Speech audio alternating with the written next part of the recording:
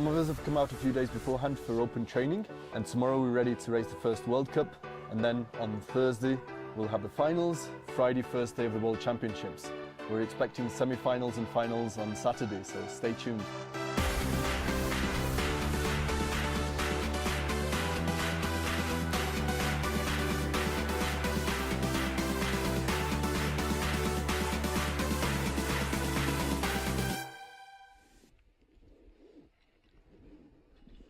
A very good morning to everybody tuning in for the finals of the World Speed Ski Championships from right here in Idre. My name's Will Jones and I'll be taking you through the day's events, which incidentally have already got underway. But don't worry too much, you haven't missed a thing. We're going to bring you the whole thing live all the way through the day until the end of the second run this afternoon. Like I say, things underway already, but we are live right here. Keep it locked in Idre. That's where everything is happening today. It is finals day. It doesn't get any more exciting than this in speed skiing. We've got all the emotions and all the trips and spills of a finals weekend. Lots of news already from the weekend, and we'll take you through what's happened with that shortly. But to bring you the programme, we are at the steepest course in world speed skiing. This hill is as steep as it gets. It's very technical, and our best speed skiers in the world are at the top and ready to go. When I say events have already got underway, we've had the juniors go down and also the ski downhill, which is the second tier of speed skiing, and the S1s are at the top, barrels loaded and ready to go. We've already had a course record here this weekend, and the crowd literally went wild because it's the hometown kid, well, home country kid I should say, Christian Janssen, who broke the course record for here in Idre yesterday at 180.04 kilometers an hour. And for those of you talking in imperial money, that is obviously well over 100 miles an hour. And these guys taking incredible risks. The guys and girls at the top are the S1s, and it's the creme de la creme of speed skiing. And we'll be getting the first round, the semi-finals, underway shortly. Now, you can never guarantee a final in speed skiing. Have a look at the sky around, and we've got a good forecast for today, which is great. We still have cloud cover at the moment, although it's looking pretty thin in places, and the local knowledge would suggest to us that we're going to have a great day.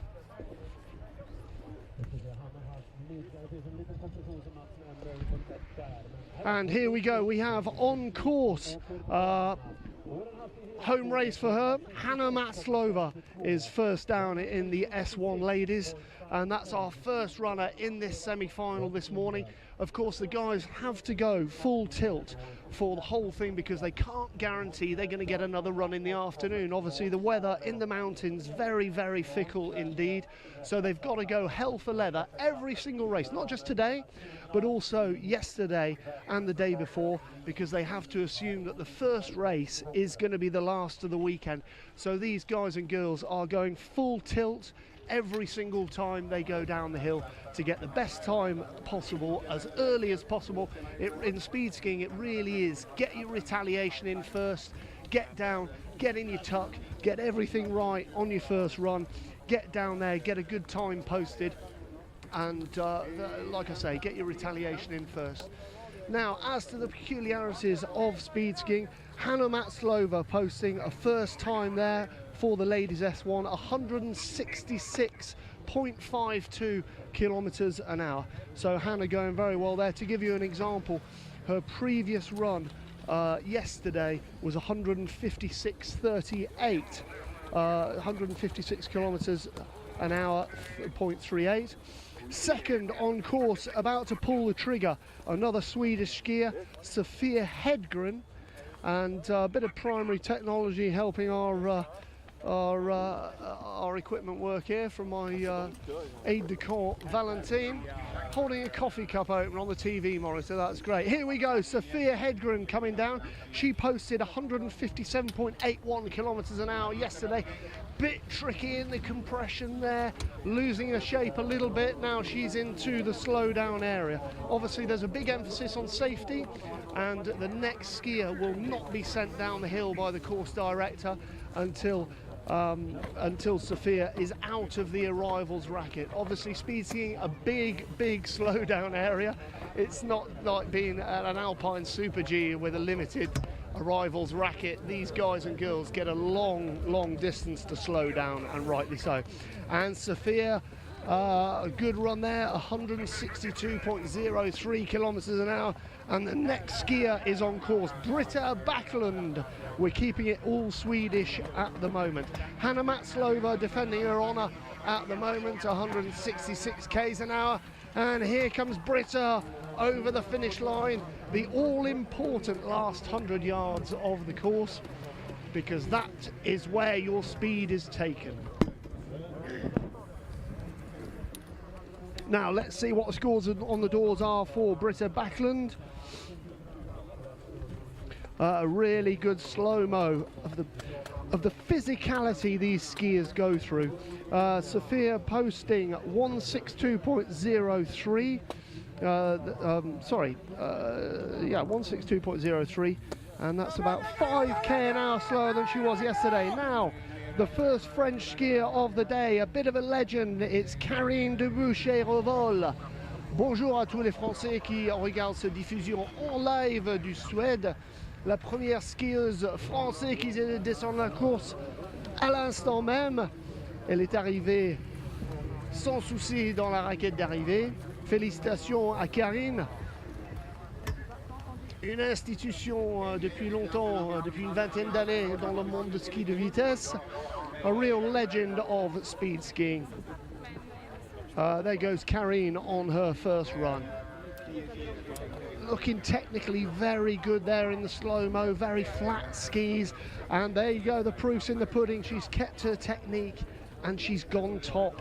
168 and change, 168 kilometers an hour, so just breaking through the 100-mile-an-hour barrier there. And next on course already, Cécilia Martinez, une autre française. La voilà qui arrive dans les 100 mètres qui comptent.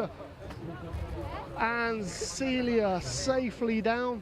A good run from her, and that's our second French skier safely down to the bottom. Let's see what sort of time she's posted. 169 she posted yesterday, 0.39, so she was actually faster than her countryman Karine yesterday. And her first run of the day, 166.05, 166,05 km/h pour le premier tentative sur la course pour Célia Martinez ce matin. C'est retour à la Suède maintenant. Return to Sweden with Lisa Hovland Uden, who's on course into the all-important last 100 meters. There goes Lisa, who posted 169.82 yesterday. And that's a great run from her. Not quite as low in the tuck as we saw with Karine, and railing on her right hand ski a little bit. The idea is it's like waterline length sailing. The more ski you've got flat on the ground, the faster you're going to go. So it's all about the tuck, and it's all about how flat you can keep your skis. And apart from that, it's about being an exocet. Now, very good there again. From Lisa, she's second, I think, at the moment, posting a speed of 168 kilometers an hour and a bit of change as well. The next skier at the top of the course is the current queen of the hill. We have Valentina Greggio of Italy at the top of the course. Now, she's, for example, 6 k's an hour quicker than any other female competitor so far this week, and she's on course now. Valentina Greggio is on course, technically looking very good through the very difficult compression in the middle of the course. She's into the arrivals racket slow down and keeping her composure a long way into the slow down area, so she's really holding her shape, holding her technique, stood up but kept going in a straight line to start to take the speed off before the risky bit, which is your slow down turns. These guys and girls are turning on pretty immense skis. They haven't got a pair of carvers on, so the slowing down is fairly daunting. To give you a bit of news for people who follow speed skiing, we're going to have a slight break now until the men's start. We'll give you a bit of a break before the start of the men's S1. Excuse me, got a bit of a frog in my throat. But yeah, just to give you a bit of news for those of you who follow speed skiing, a pretty big stack yesterday, and obviously in speed skiing most of the stacks are big. Benja Headley, a member of Team GB, who's celebrating his 40th birthday today, had a pretty big off yesterday. Benja crashing in triple figures, and he's broken a few bits and bobs, but he's on the mend. His sense of humour is very much operational, strange as it is, so he's all good.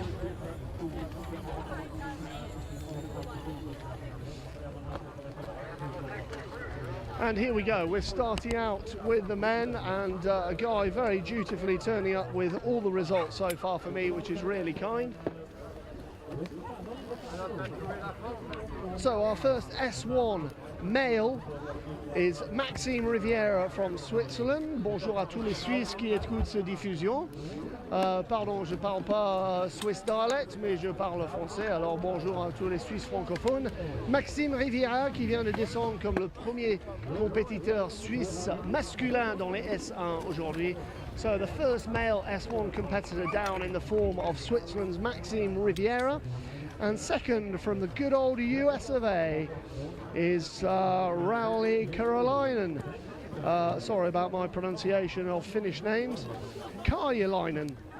And we'll get the results of those two for you very shortly. Here we go. Tommy Jechou is the third man on track. Un autre Français, le premier S1 masculin, c'est le Formule 1 de ski de vitesse. Tommy Jechou, un autre skieur français qui est troisième à descendre ce matin ici à Idre en Suède. Le plus pentu, le plus raide de toutes les courses de ski de vitesse dans le monde entier. Alors c'est vraiment high octane ici aujourd'hui. Right, in fourth is Finland's Kari Karhunen, who's on course right now. Good in the tuck, good through the compression, into the timed 100 meters now, the all-important 100 meters at the bottom of the course. And Kari, the fourth through this morning.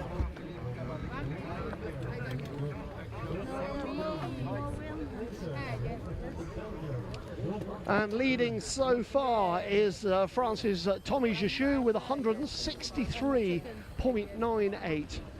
Le Français Tommy Jechou qui mène la course ici dans le demi-finale en ce moment avec 163 km/h.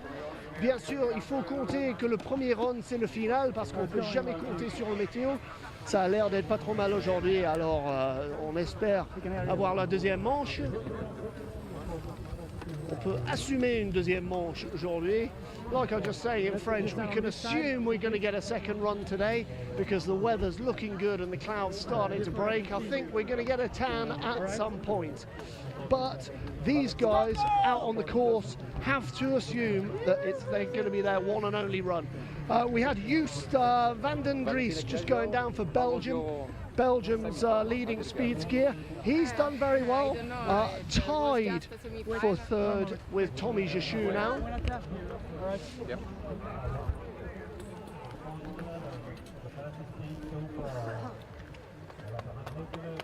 We're going to the leaderboard for some interviews with Valentine. Men då har vi nästa startande, det är en ung kille som kommer från Göteborg och Sverige. Vi pratar om Olof Abrahamsson. The next racer, representing from Sweden, is from Gothenburg, Olof Abrahamsson. Semi-final, so we have to see the final how it will be. I don't know, my feelings are quite good, but today the snow is changed like from yesterday. And, we will see, I don't know. How tricky is this track today compared to yesterday? Today the track is better than yesterday. There are Some bumpy in the last part, but I think that is good. It's a little bit windy today. Thank you, Valentina. Thanks very much, Valentine. And he was there interviewing, getting some course analysis, some course knowledge from the current queen of female S1 speed skiing. And Valentina Greggio coming down there fastest. I'm just checking out the results for you. And Valentina posted 1:73.40 this morning, and that's 5 k's an hour faster than Karine Dubuchet-Revol. But great course analysis there. They really have to think about what's about to happen to them, these guys, analyse the course and see how it's going to go. But the course looking really good today. The current men's standings in the S1, we have a leader, Hannu Heikkilä, and Hannu from Finland has gone down in 1:69.11. So it's all about coming out the top, boosting out of the start. There's a big ramp at the top here at Idre. You come off the ramp, get a few pushes in, and then it's get down, get your technique right as you go off the cliff. And it is, as you'll see from your pictures, a cliff. And these guys are on 120%.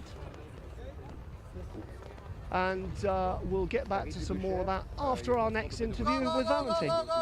Very strongly in some piece. You're strong here too. What?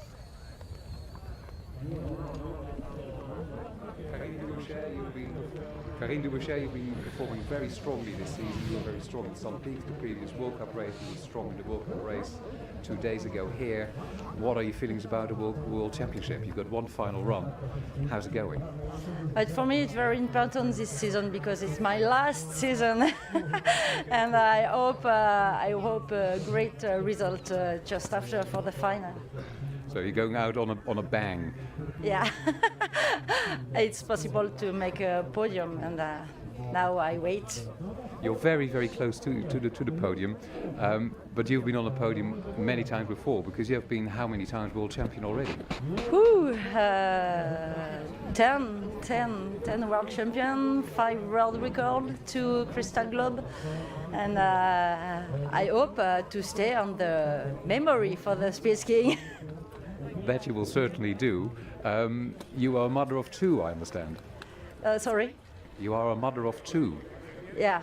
I have 2 children. They are here, and very important for me. They are all my family with me. It's always the same. Will there be a handover at some point that you will hand your skis to your daughters? I don't understand. We wish you the best for the second run. See you after the second run. Thank you. I hope to see you here after. There's Valentine down at the leaderboard with a real legend of female speed skiing. Like she says, she's been world champion 10 times, still here taking part and still very competitive is Karine Dubuchet-Revol, who's second after the first run in the female S1 skiing. Things hotting up here really, and 2 great interviews there with Valentine, and the girls really happy with the course, but the sheer physicality of speed skiing is really pretty impossible to exaggerate. The G-force on these guys and girls as they come down the course is quite incredible. Next skier just launching on the hill now, and watch as he comes down, his right hand ski just wandering a bit there in the top of the course. And then here at Idre, the big peculiarity of this course is the compression in the middle of it, which the guys and girls have to deal with, because when you're going at these speeds and pretty much reaching terminal velocity, to get a compression in the middle of the course is very, very difficult to cope with. And what the riders say is that they have to kind of bosh through it. So it's not particularly subtle, but to keep your technique right is very, very difficult. And the next rider is on course now. We're in the middle of the men's S1s, and the top skiers go last. So you can expect the people at the top of the podium at the moment to get knocked off it progressively as we go through the skiers. Une vraie légende du ski de vitesse français interviewée par Valentine au podium il y a quelques instants. On est au milieu de la course S1 masculin et les meilleurs skieurs vont à la fin. Alors notre dernier skieur aujourd'hui sera Christian Jansen qui a battu le record pour ce piste hier. Il a posté 180 km,04. Alors vraiment incroyable comme nouveau record, battu par un demi-kilomètre/heure. So we've lost the timings on the screen at the moment, but there's the current status. Jimmy Montez is the first man to break 170 kilometers an hour in the men this morning. Jimmy from the Pyrenees. His brother Bastien will feature a bit later on. Jimmy, a bit of trouble qualifying this week. His brother is 7 k's an hour faster than him. Next on course, Daniel Raab from Austria. Kind of pulling out of his run towards the bottom there just as he was getting to the time section. Daniel Raab.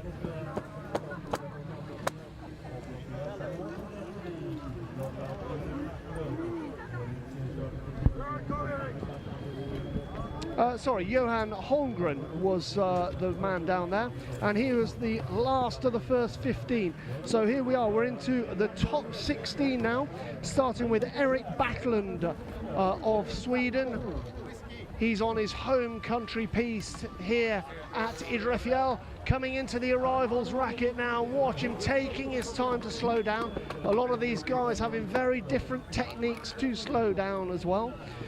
So that was Erik Backlund, who posted 172.63 yesterday.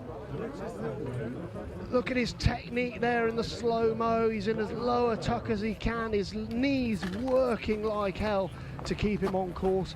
And there you go, the proof's in the pudding. He's top of the heap at the moment, Erik Backlund. Good technique, and he's beaten Jimmy's time by 0.13 of a kilometre an hour. And here we go, Team GB, Jan Farrell is next on course. He's lost his comrade in arms, Benja Headley, who had a big crash yesterday. Come on, not that I'm biased or anything, but go GB, Jan Farrell on course. You'll see him interviewing a lot of people during the course of the day today. He's well capable of multitasking, and if you can go down a hill like that, you can do pretty much everything. Jan coming into the last 100 meters, pulling up big there towards the bottom. And just before he got to the all-important timed area, let's watch Jan go down now on the replay. There he is, railing on the inside of his right-hand ski a little bit, now left-hand ski. The technique losing a bit as he gets into the faster part of the course. But yeah, there you go. He's about 4 kilometers an hour slower than the current leader, Erik Backlund. A big crash last season for Jan Farrell, 217 kilometers an hour he crashed at last season. And you know, obviously these guys and girls taking huge risks. Here's the 11 ball coming down now, and that's Emilio Giacomelli of Italy. Benvenuti in Sweden. I don't know if that's proper Italian, but it's as good a go as I'm prepared to give it. Here we go. Emilio on course, 173.26 he posted yesterday, so if he does that time again, he'll be in the lead. Let's see what happens.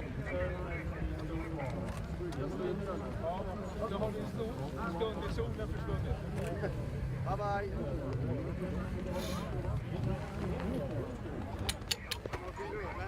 There we go, there's Emilio right down in his tuck, getting as aerodynamic as possible as he comes down the course, and by a smidging, he is in third.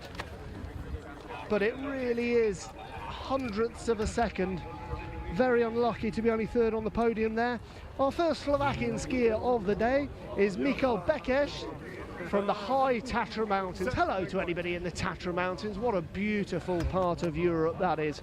And he's our Slovak competitor today in the men's S1, Michal Bekes, who has finished his run, and he's in the lead.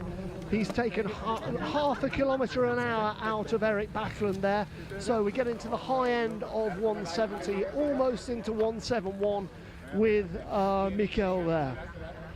Simon Leitner, a great young hope from Austria. He's just breaking into speed skiing, into the very top echelon of it. Not looking too happy with that. He's pulled out of his run a bit early there, as Simon Leitner. One of the many Austrians here, a great alpine nation in every discipline, and they don't disappoint in speed ski either. But Simon's going to be, well, he's done enough to, wow, that's incredible. So he pulled up pretty soon after the end of the time dairy there. I thought he'd pulled up too early, but he's put the fastest time in by 3 kilometers an hour.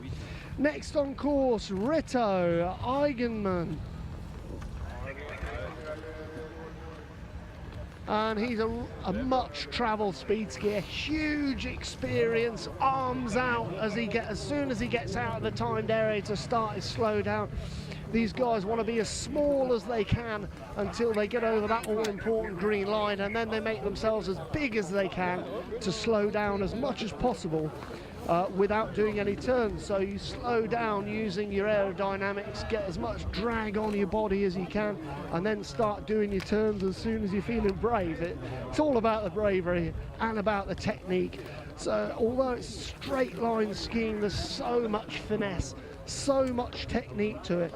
It's very, very difficult. Radek Semak, our first Czech skier on course now. He's the Czech record holder, and he posted 174.96 yesterday.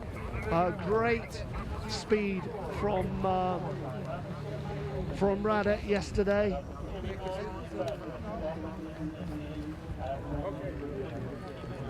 And a bit of railing on the inside of his right-hand ski there for Radek, coming down on his first run of what is hopefully going to be 2 runs today, but he's got the speed there first before losing his technique a little bit, and he's posted a speed of 174.44. That puts him top of the heap at the moment, but hang on, here comes a hometown kid, Mats Abramson, one of our Swedish skiers on course right now, looking very fast from the bottom of the course, but what's he going to post speed-wise?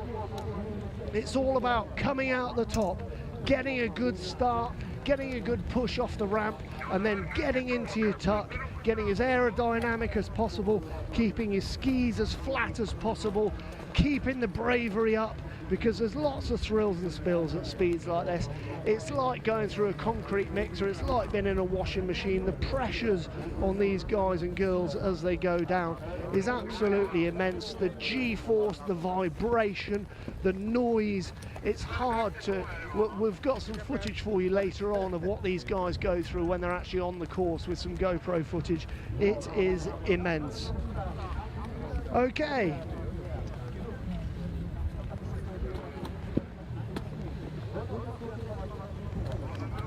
So Mats didn't get to the top of the heap, and he was a good kilometre slower.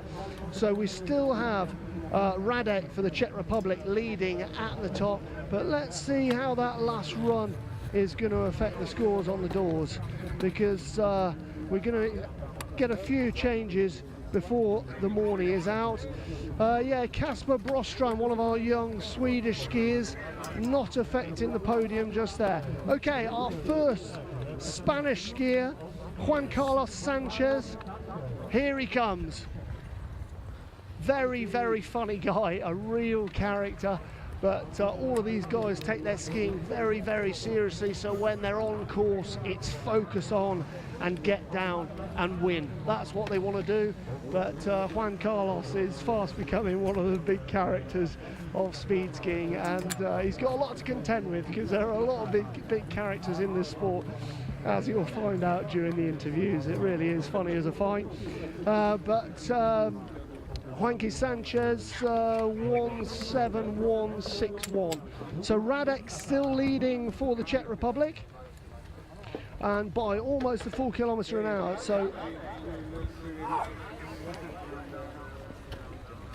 we have an interview at the leaderboard with Radek at the moment. Just straight down, man. That's count high speed. Yeah, for now. And Finnish skier on course now, Jukka Viitasaari. For now.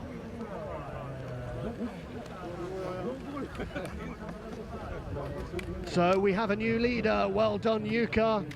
Finland, one of the stalwart countries of speed skiing. They've got a big history in speed skiing, and Jukka Viitasaari putting all his experience to play there. A great run from him, and he's taken almost 1 kilometre an hour out of Radexem at 1:75.24 is our new fastest speed.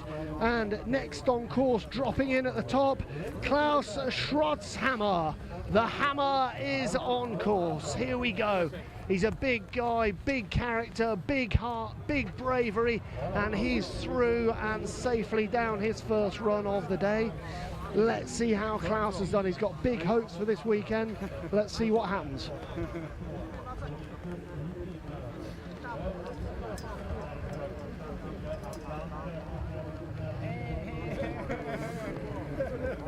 And he's just done it. Klaus Schrotzhammer has outstripped Jukka Viitasaari by about 0.25 of a kilometre an hour.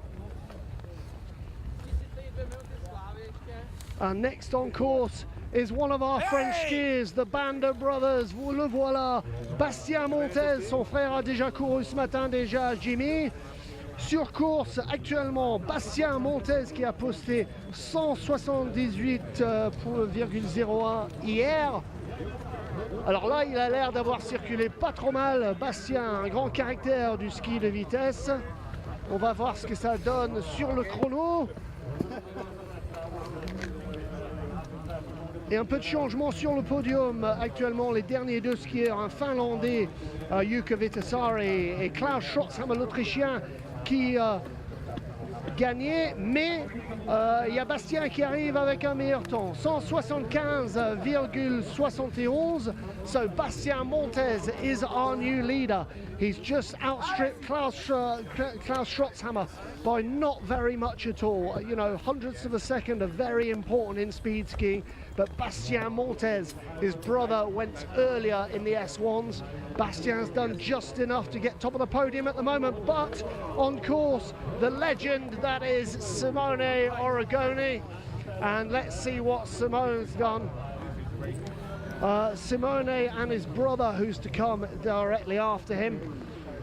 Here we go. How has Simone done? This man has won everything in speed skiing for a long time now. He's 38 years old, but still very top of his game, and he's top of the leaderboard.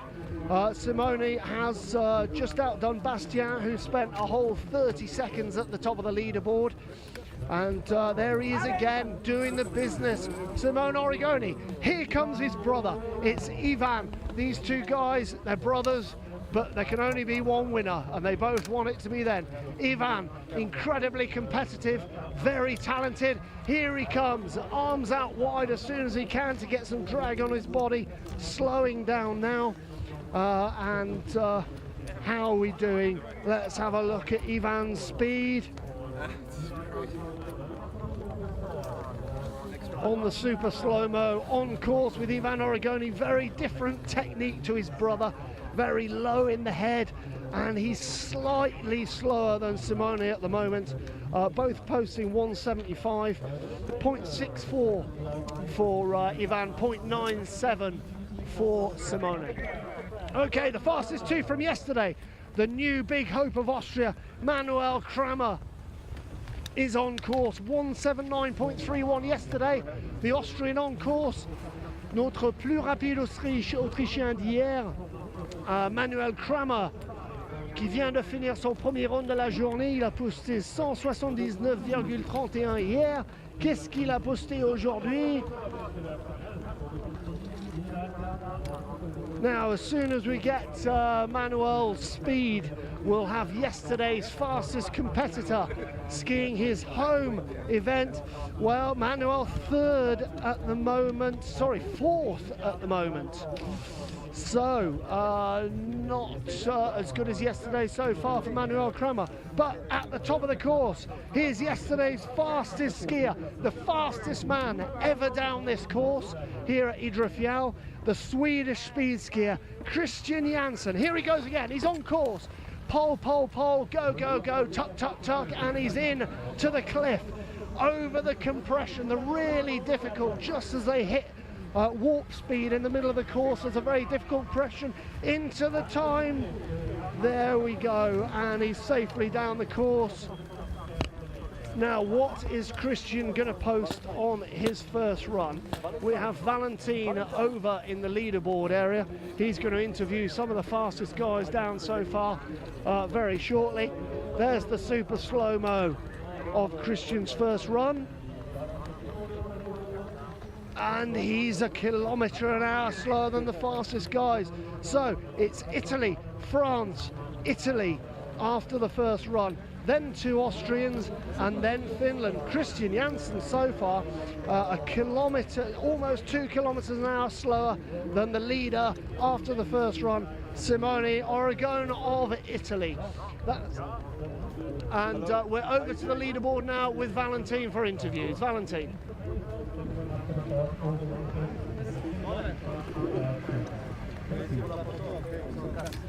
Hello everyone, first semi-final of today, the first run has finished. I'm here with the leaders. The track is amazing today. I personally had a bit of a bad run. I got caught an edge in the compression, got quite far left. So I'm gonna talk to Bastian because he had a bit of a better run. How's your run, Bastian? Today's one is good because the track is really perfect made and we don't feel anything, so it's really smooth and we just ski, so need to be fast for the final now. Cool, are you focused? Are you motivated? Yeah, of course, we train a lot. We make 4 days here in Idre, so now it's time to go. So now that everybody is watching, send a message out. What do you want to say? Allez, on va les défoncer, les petits Italiens. Oui, allez la France, mais l'Italie, j'ai vu qu'il est plus rapide et aussi la Suède.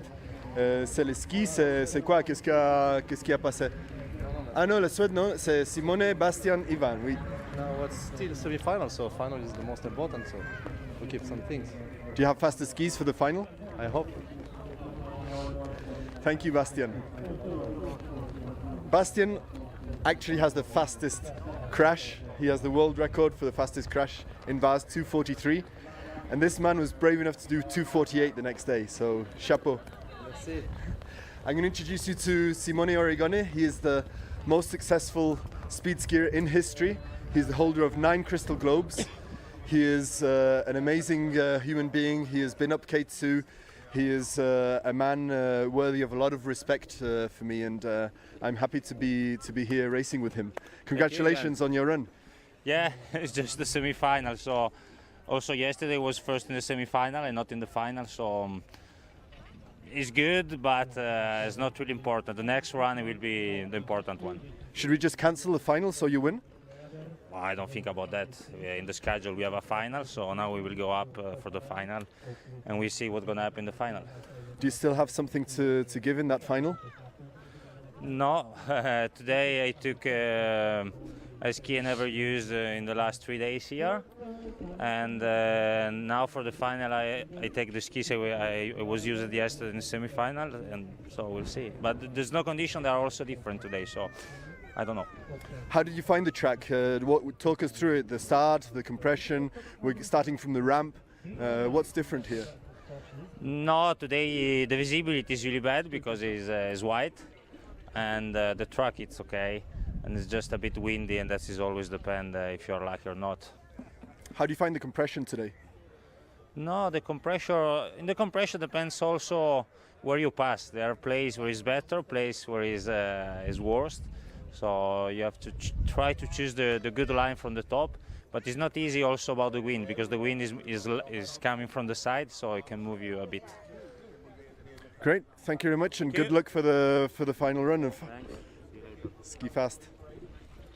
So we're going to wait for Ivan Origone to finish his interview with the Swedish media.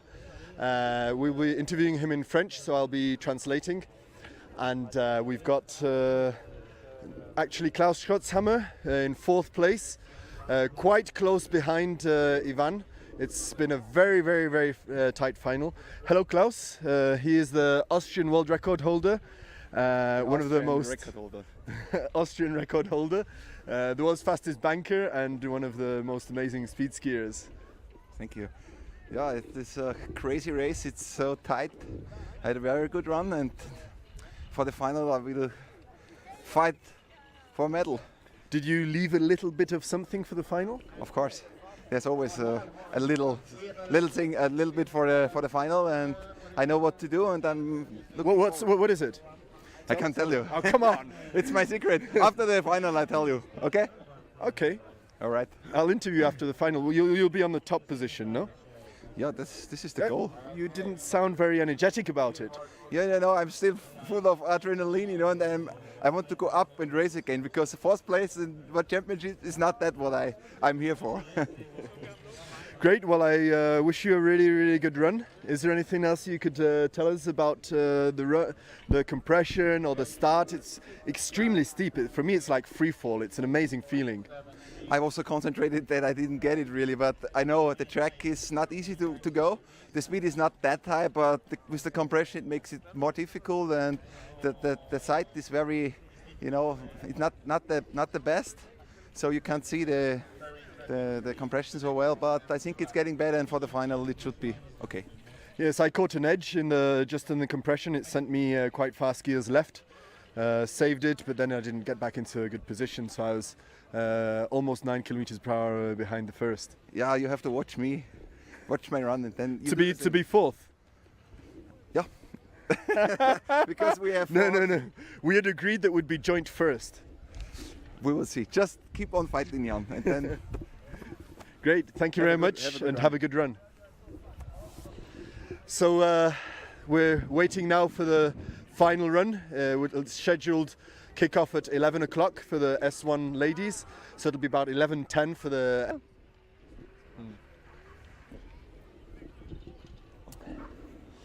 We're waiting for the final run, and I've got Ivan Origone here. He is the world's fastest non-motorized human being, world record holder for speed skiing.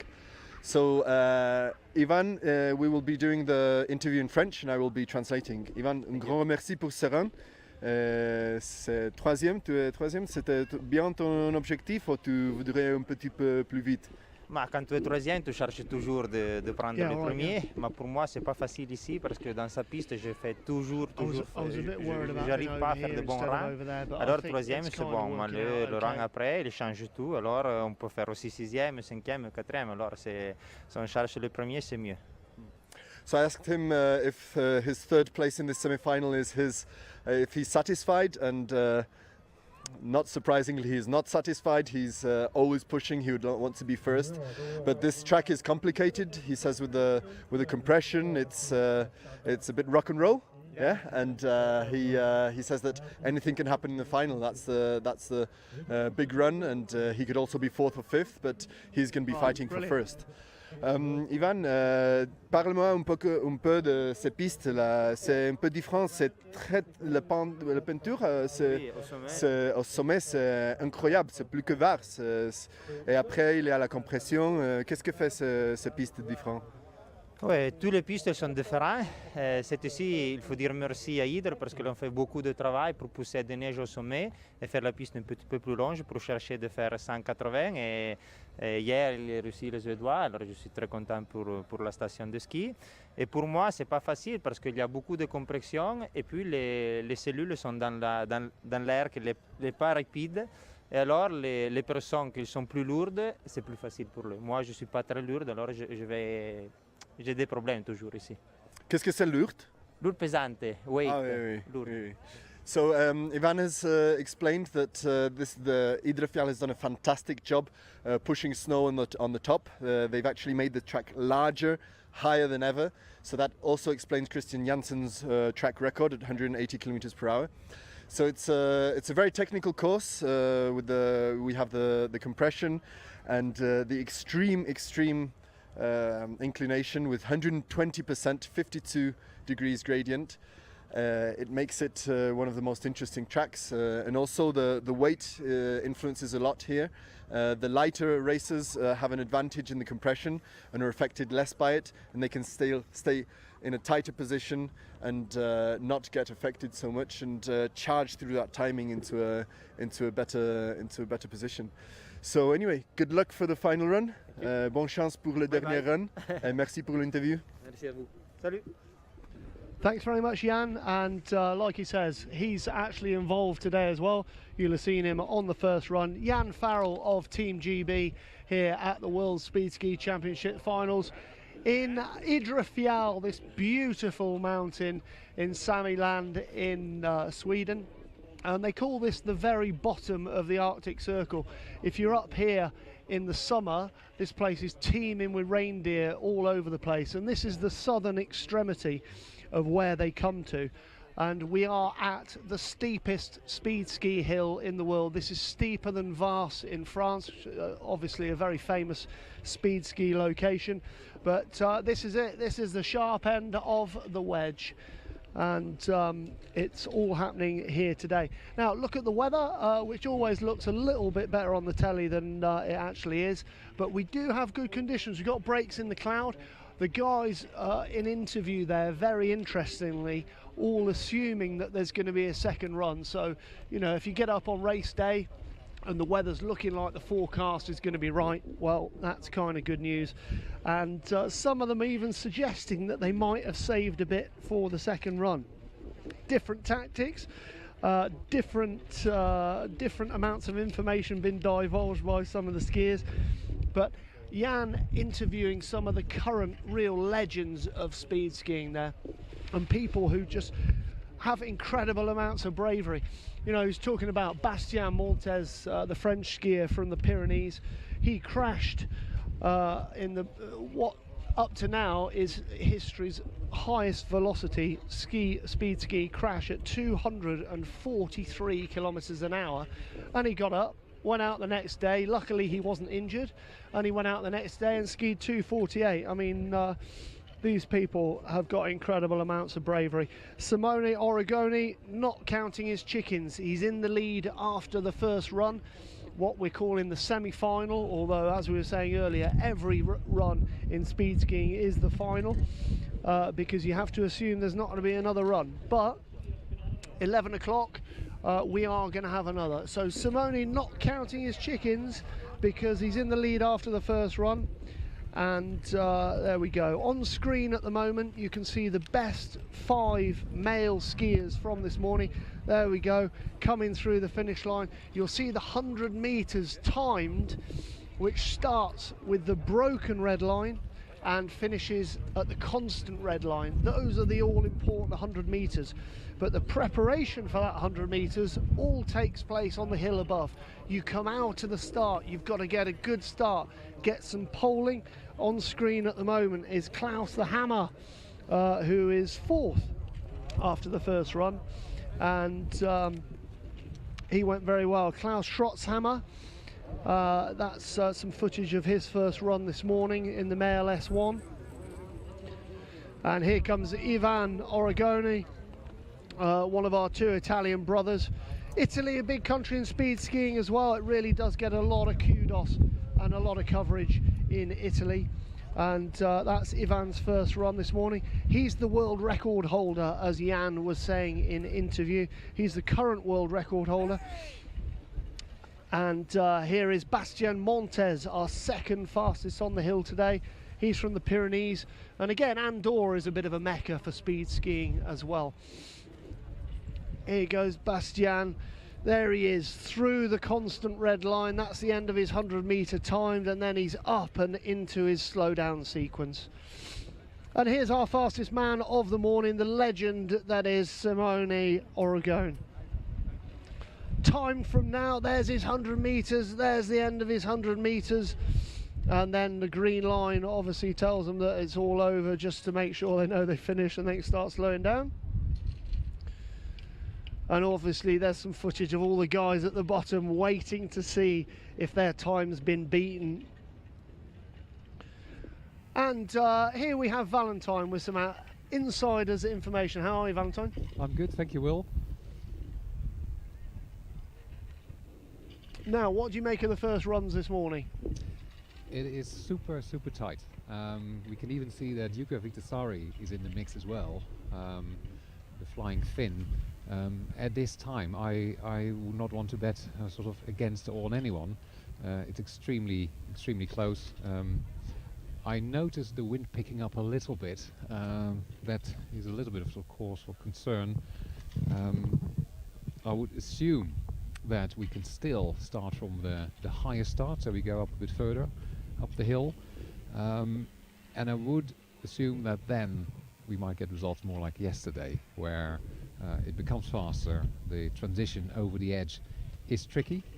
If you don't keep your position there, you would lose time, which you won't be able to pick up. Yeah, at this time, they're all in the game. Yeah, it's all to play for, and like you're saying, very important. So the top of the course changing in the second run really does transform that at the top into a compression, and the idea for the skiers, their technique and what they try to do is plan for going off the edge of a cliff literally by keeping their skis on the ground. So some of the concepts from alpine skiing are transferable into speed skiing, because the more you can keep your skis on the ground and flat, the faster you're going to go. Any air time is bad time. Absolutely, yeah, that's the same as in alpine. You want to keep the skis flat, you want to stay compact. The difference is with alpine, we've got fewer big jumps, so to speak, or big bumps. So it all happens in a very sort of small margin. So where you see alpine skiers bouncing around more, with us it happens within sort of a couple of centimeters. So if an alpine skier moves 10 centimeters up too much, we will have the same impact, I suppose, as a speed skier doing about 1 centimeter going up and down. Yeah, the margins, as the speed goes up in speed skiing, obviously the margins become a lot finer. Your chance to have a reaction, enough reaction time to correct something is limited, and therefore it's more dangerous, and you know, we do have crashes, unfortunately. Yeah, well, that's part of skiing, that's part of winter sports. What you do see at these higher speeds is that it is training, it is reflexes taking over. You can't think anymore. Either you are able to do the run and save the mistake, or you can't, because it goes too fast. You might be able to. Well, man is designed for walking 10k an hour, and I believe everything faster is already compromising sort of your skills. So doing this at 150 or 180 or 230 kilometers an hour, yeah, it does make the whole thing, of course, a bit harder. Yeah. So when you're out there, I mean, you've been there and done it, Valentin. When you're out there on course, what you're saying is you've done as much prep as you can. You focus, your concentration is on. You've got the talent, you've got the technique, but then you're kind of running on instinct and bravery. Absolutely. It's 50% a mental sport. You've got to be completely confident that you are going to perform and make the run. Yeah, as we're talking, we're watching a point of view run. This is on course with Jan Farrell, and just look, he's got a selfie stick held between his ski poles in front of him, and look at the physicality that Jan is going through. Can you describe what he's going through on that run, Valentin? Well, once you start to speed up, a little bump, which could be 5 centimeters high, at 100k has quite a different impact as in this case at 170k. Yeah. So you are being bounced around a lot. So you want to try to maintain the position. So you're one sort of huge shock absorber, trying to absorb these relatively little bumps, but you're being propelled at it with a much higher speed than in most other winter sports. So at high velocity, you are literally making a mountain out of a molehill. I mean, every slight little bump you go over is a pretty big event when you're doing those speeds. And the more you can correct things, keep your skis flat, keep yourself aerodynamic, the more successful and fast you're going to be. Yes, that's the trick. The thing is, what you almost saw here is you always have little bits of snow and little pebbles lying on the track. The ski tips are quite low, so sometimes you flip up a little sort of little ice cube. Might be tiny, might be half a centimeter big. It hits your helmet like you think you've just been shot with a gun or something. It's quite violent. Yeah. I mean, I've done a lot of skiing, but I've never done any speed skiing, and what you see the guys going through, going down, I mean, it's like alpine skiing, but magnified, isn't it? Because by definition, the faster you go, the smaller the margins are, and well, in a lot of ways, it's a different kind of danger, but it's a faster danger. And these guys and girls, as we saw yesterday, are taking potentially huge risks. Yeah, because if something goes wrong, it goes wrong quickly. You don't have much time to think. That's the attraction. But all of these guys, and especially the top ones, they train constantly. I mean, this is not something you just do pick up on a Sunday afternoon. You'll be most of these guys have gone through a program of sort of speed ski clubs and speed ski training, and if you look at some alpine countries, you see that the athletes come out of alpine, so they've got a solid base of skill to cope with this. Yeah, talking of which, right on cue comes a great athlete. Jan Farrell is here, who's quite triangular, very good upper body strength, and we were just watching your selfie stick run and discussing some technique, Jan. You're very busy, odd job in between interviews and actually racing this morning. Tell us about your run in the first run this morning, Jan. Yes, hi Will, good to be here. Yes, my run was quite solid until I caught an edge in the compression, which sent me with my right ski quite far left, actually almost outside the red line, which is sort of the established maximum width of the course. So that cost me at least 2 or 3 kilometers per hour because of the extra meters. And then obviously opened up my position as well, which cost me another 2 or 3 kilometers per hour, which brings me down to the 166 kilometers per hour that I did. Yeah. So that seems about right. I think I've got another 6 or 7 k's in me, which I can really, with a good run, get down there and be way in the top 10. Yeah, I mean, let's hope that this wind drops a bit before the second run starts at 11 o'clock, because we're watching on screen at the moment Jan's run from this morning. So talk us through this as you're going down, Jan. It's a good start, nice flat ski at the top. The line is possibly slightly too far to the skier's left.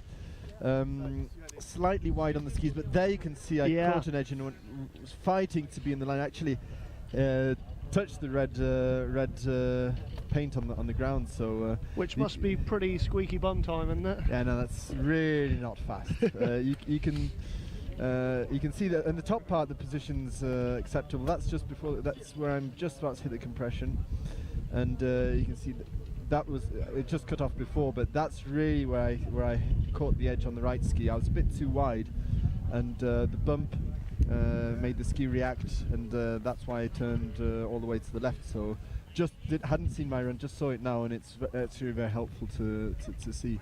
To have a look back and see what went right, what went wrong. Yeah, we use a lot of video feedback, so I was just about to go over it with my coach from our camera, which we've also got it on video, and it's very useful. You can see that it's a bit too wide.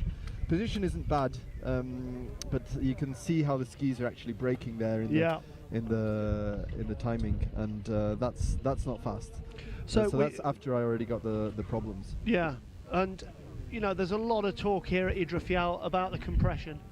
And it's not all about the compression. You've got to get a good start, and then you've got to get into a good aerodynamic tuck as you go off the cliff. But dealing with the compression here, which is a natural feature in the course, is very important. Yes, no, definitely. The natural features of this track are very different to other tracks. The sheer steepness at the top part means you have to make the most of that acceleration, and carrying a flat ski at the top part requires you to be very brave, because it is so steep. And your body is telling you, what are you doing up here? You know, you're lunging into a cliff. But there, of course, if you're slightly conservative on the top part, it costs you a lot. And you have to be really stable, really compact, in a perfect position. If you're on your back seat in the compression, you've lost it.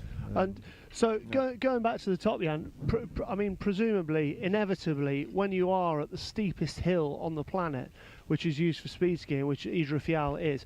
When you do come into the top of the course, there has to be a psychological effect, an extra psychological element to going off at literally a cliff. I mean, it's a lot of experience. For me, it's fun. The first time I did it, it scared me. I don't tell anyone, but it scared me a bit. Yeah. You do know you're live on the internet saying that, don't you? So you no, you didn't say I was live. Too late. You've blown your own cover. No. No, especially standing at the top. Here you can see Valentina's point of view run. That's my camera.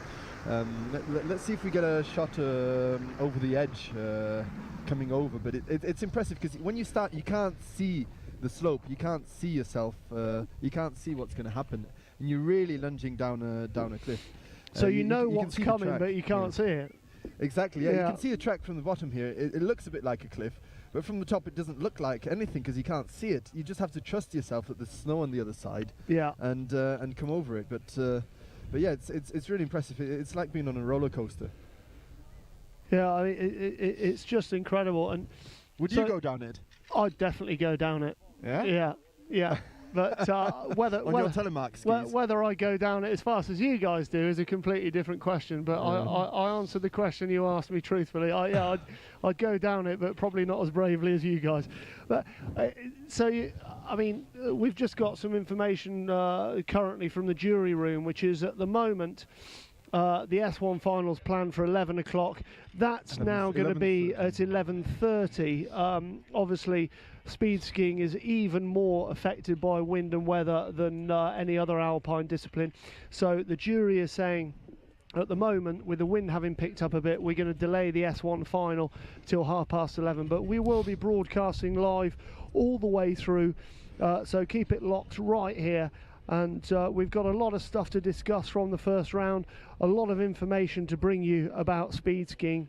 And and so going into the compression, where do you feel that kind of went a bit wrong?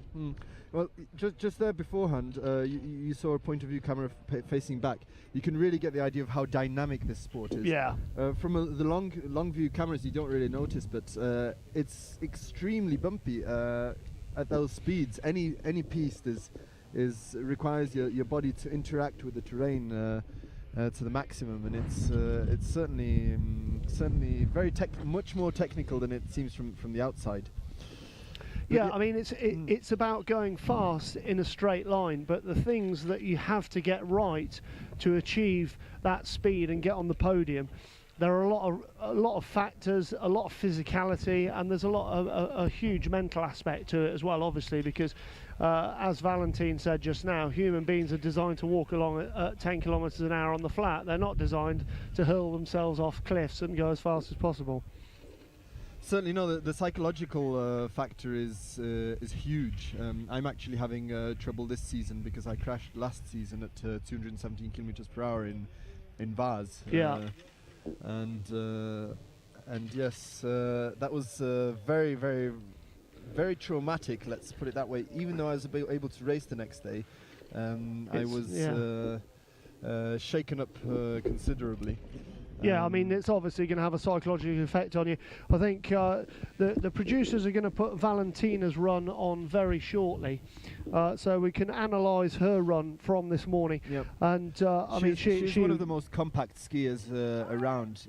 It's astonishing. She beats most of the men out there. She had a good start there. You can see her lines straight down the middle. Look how narrow her stance is. Yeah. Just the compression hardly affects her. It's as if she was skiing on a different track often. It's really, really, really impressive. Even at high speeds, she is the skier that has the most narrow stance and the most compact position that I've ever seen. Really, really astonishing. It explains how she is able to be so far ahead of everyone else. Look at her here in the slow motion. Look how flat her skis are there. It's amazing if you compare that to some of the other races. Incredible technique. She's lighter, so she has less propulsion on the way down than some of the men. But she's almost 5 kilometers per hour faster than the second racer. Yeah. Incredible technique, and like you were saying, she's a real pocket rocket because she's not even 60 kilos. And you would think, well, to the untrained eye, you would say, okay, so the heavier people get their weight displaced by their skis, so surely the heavier people would go quicker. But that's not how it works, is it? No, definitely not. The heavier you are, the wider you are normally, which means you have a larger frontal cross-section area. Obviously, being heavier interacts with gravity very well, so it gives you propulsion. But since speed skiing is a lot about aerodynamics, the faster you go, the more aerodynamic you have to be. So the heavier races are good at slower speeds, and the slenderer, more aerodynamic racers are better at higher speeds. But everyone still has to start at 0 kilometers per hour. So the heavier racers, like me, I'm 89 kilos this year. We have an advantage accelerating, and then we have to really work on our position on our flat skis in the second part, where we're sort of accelerating towards over 100 miles an hour, 160 kilometers per hour, which I consider sort of the breaking point for serious aerodynamic trouble if you don't have a good position. Yeah, for sure. And like you say, I mean, she's gone down there this morning, Valentina. She's almost 5 kilometers an hour faster on the gun than Karine Debouché-Revol. So an incredible performance from her. But you know, anything can happen in the second run, and it looks like we are going to get a second run today, although we do have a bit of wind at the moment. They're only talking about a half-hour postponement for the second run. What are your hopes and fears? Yes, I mean, we've heard from the jury some positive feedback. There's the wind is going to be dropping. They promised, so we'd better take their word for it. So I think with this half-hour delay, looking at the cloud cover right now, it's looking pretty promising from what I can read. Yeah. It looks like we might even get a bit of a window of sunshine. It does. Yeah, we've got some nice bits of blue sky. Actually, there's sun on the track right now if you have a look. Yeah. It's just coming over. There you go, some beautiful footage of the piste here at Idre Fjäll in Sweden. Hope you're enjoying the show. We have a final run to come, which looks like been delayed till 11:30, but we've got plenty of analysis from the first run and lots of facts and figures to bring you, to get you into the sport if it's the first time you watch. Very exciting for the sport today, Jan, because this is the first time that we've had live coverage of the finals. Yes, so now we're going to see my track preview from the other day. So I'll be taking you down the track. We'll be going through the steepest parts from the start. And it's, as I say, it's really impressive when you're standing at the start, because however close you get to the edge, you don't really see how close, and well, you don't really see the track. It's frightening. So look here, you'll see on the screen me on the start. Good morning from Sverige. This is Jan Farrell. I'm on the top of the World Championships track. I'll be racing down here next week. It's looking amazing. This is a ramp. It's bigger than ever. And we're on the top of the steepest groom slope on this planet. I'm going to take you down it.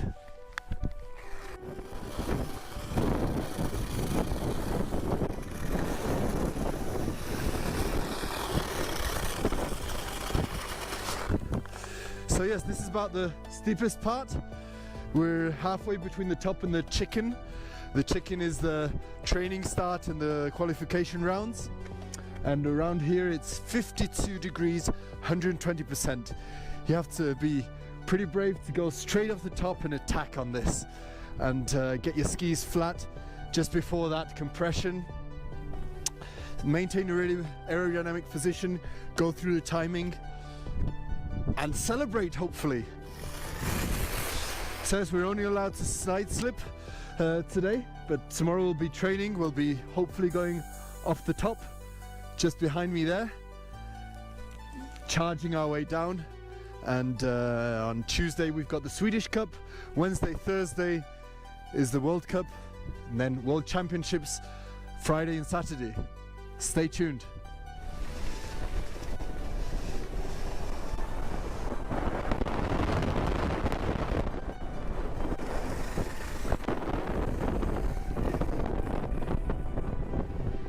beautiful.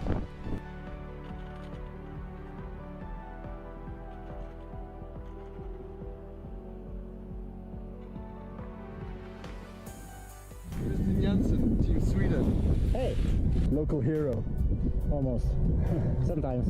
What's going to happen here? We're going to have a speed week, a lot of fun and fast skiers. But what are you going to do? I'm going to try to get on the podium. World champion? Aiming for it.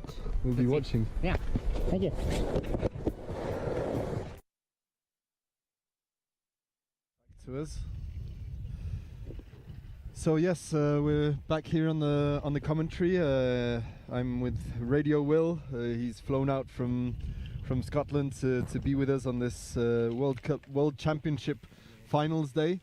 It's there's a bit of a wind hold. We're looking to be racing in 45 minutes. So that'll be an S1 start scheduled at 12 o'clock Central European time. Yeah, so as happened this morning, and racing actually started before our programme started because the juniors and the speed downhill skiers were going through. As you'll see from the caption on the screen there has been a delay in the S1 final start, and that will now be at midday. But that's what happens in the mountains, you know, conditions change. We've got a bit of wind at the moment. They are forecasting for that wind to drop as a precaution. A bit of belt and braces. You have to wait for the conditions to get as good as possible. So we're better off delaying. Making most of the day as well, because absolutely. There's some fantastic setup by Idre here in Sweden. We've got some pretty avid spectators. The ambience in general is looking great. People are happy. We're getting gifts. We're getting some Nature Valley protein bars, some protein shakes. Have you tried that hot chocolate yet? Not hot chocolate. Oh God! Yeah, Jamie bought me a hot chocolate just now. It's absolutely to die for, and it's very. Can we just cut the live stream and so I can get hot chocolate? We'll just bunk off and go to the hot chocolate stand. But you know, things like that are very important. Not only for the athletes, but also for the crowd.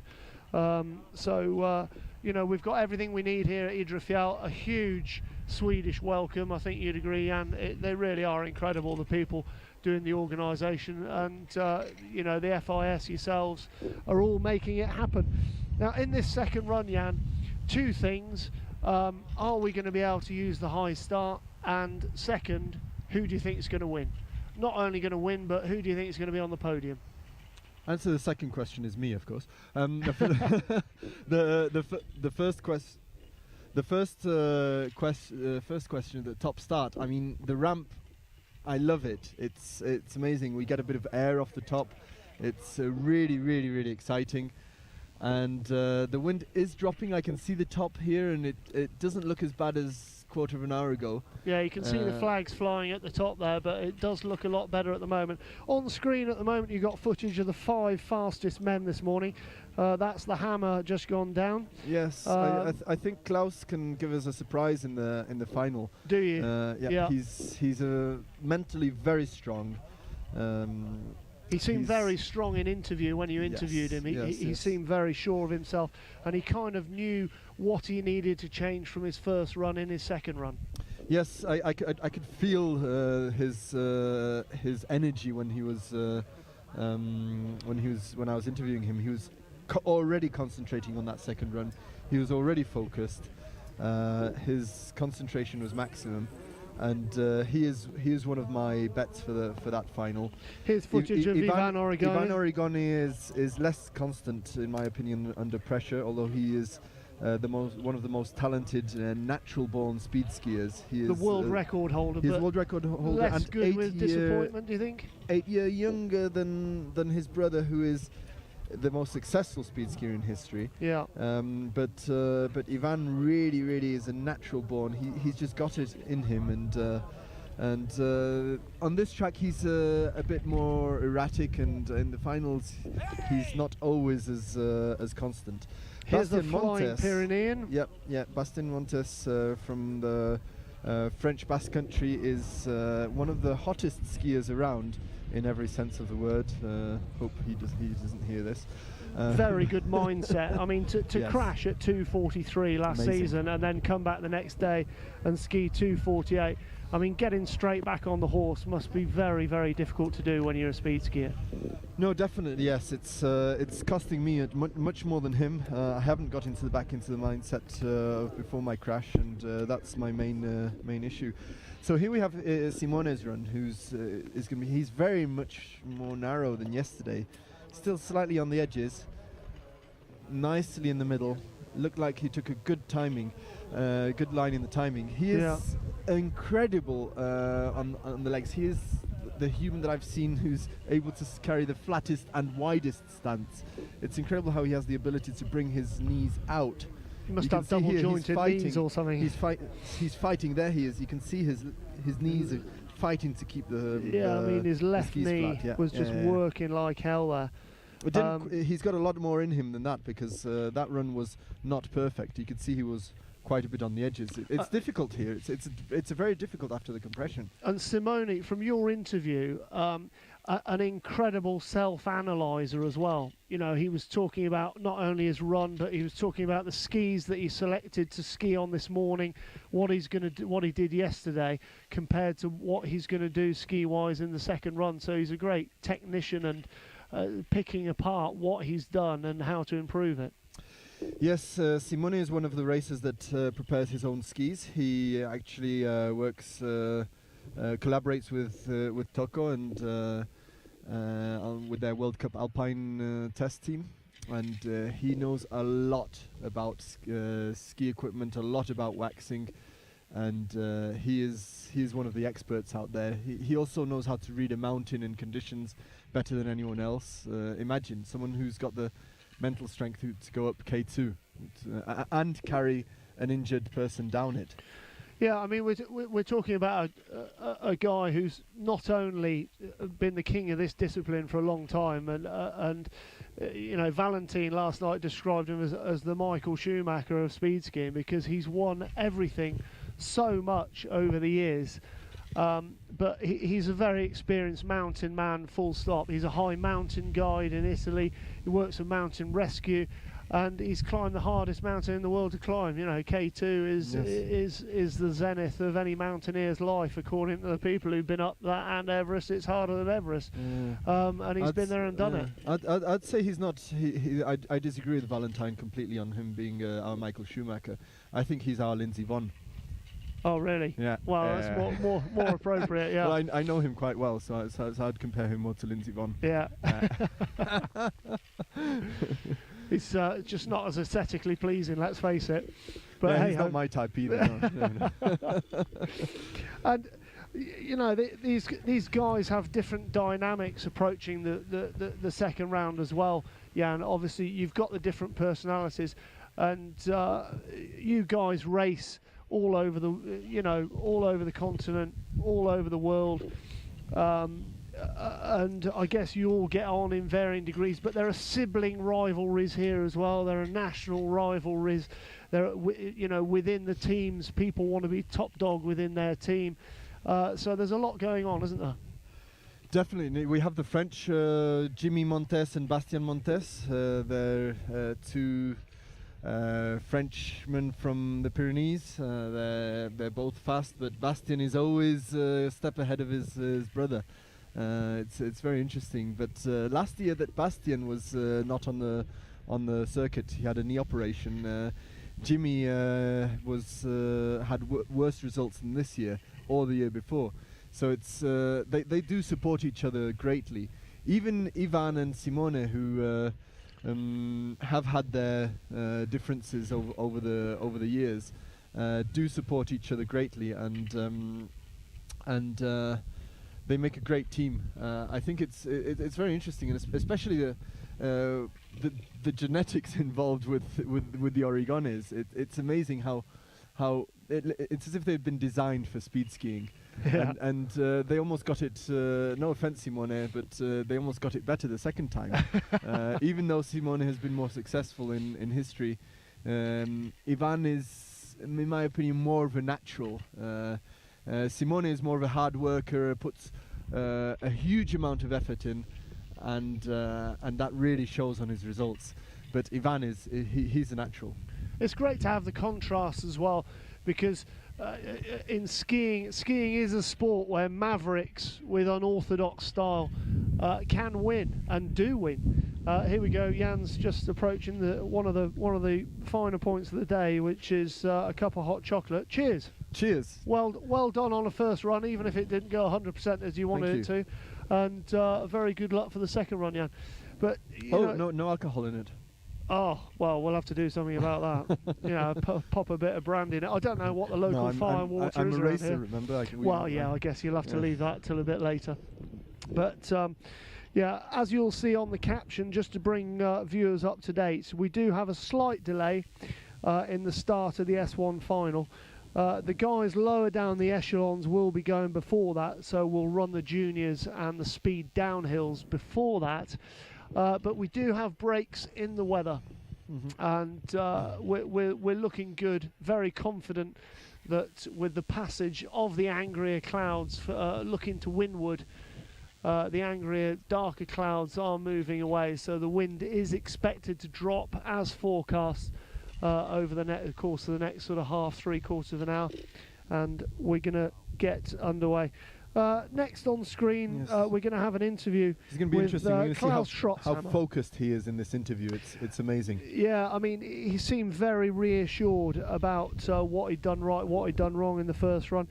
Klaus Schrotzhammer, known as the Hammer, skiing for Austria, and he was interviewed by Jan Farrell after the first run of the S1 men's here in Idre in Sweden. We'll have that on screen for you very shortly. You'll see it's a beautiful day here from the footage on screen at the moment.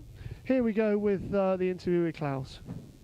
Hello Klaus, he is the Austrian world record holder, one of the most Austrian record holder, the world's fastest banker and one of the most amazing speed skiers. Thank you. Yeah, it's a crazy race, it's so tight. I had a very good run, and for the final I will fight for a medal. Did you leave a little bit of something for the final? Of course. There's always a little thing, a little bit for the final, and I know what to do, and I'm looking what is it? I can't tell you. Oh, come on. It's my secret. After the final I tell you, okay? Okay. All right. I'll interview you after the final. You'll be on the top position, no? Yeah, this is the goal. You didn't sound very energetic about it.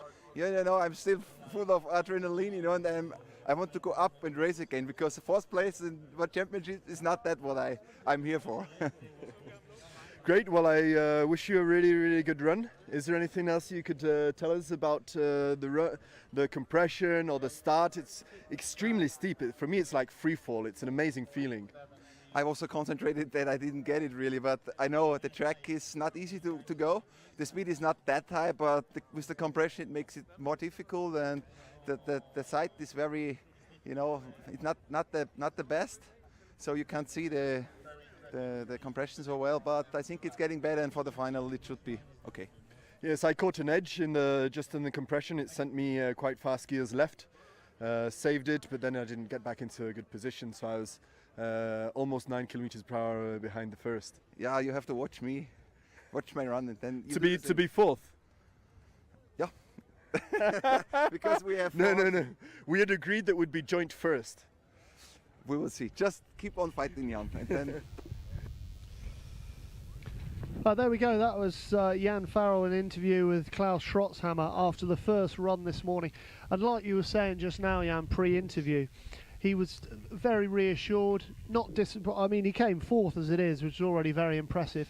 But he kind of has that reassurance that he knows what he's done wrong, he knows what he's done right, and he's kind of already thinking about what he's going to do different in the second run before he's really slowed down and taken his skis off almost. Yes, he's less than half a kilometer per hour behind Simone. So with this track, that's nothing. Anything can happen in the final run. Really, my tip for a win is certainly the Austrian team. I'd say joint first, Klaus and Manuel and me. But no, really, they've done some amazing runs. I know what I've done wrong in this run, so I've certainly got stuff to focus on for this final run. I'm going to give it everything I've got. It's the compression hit me hard, and I caught an edge, but certainly it's going to be better in the final, I promise. And yeah, it's really interesting being able to be part of this live feed, first ever online live speed skiing. It's very exciting for the sport.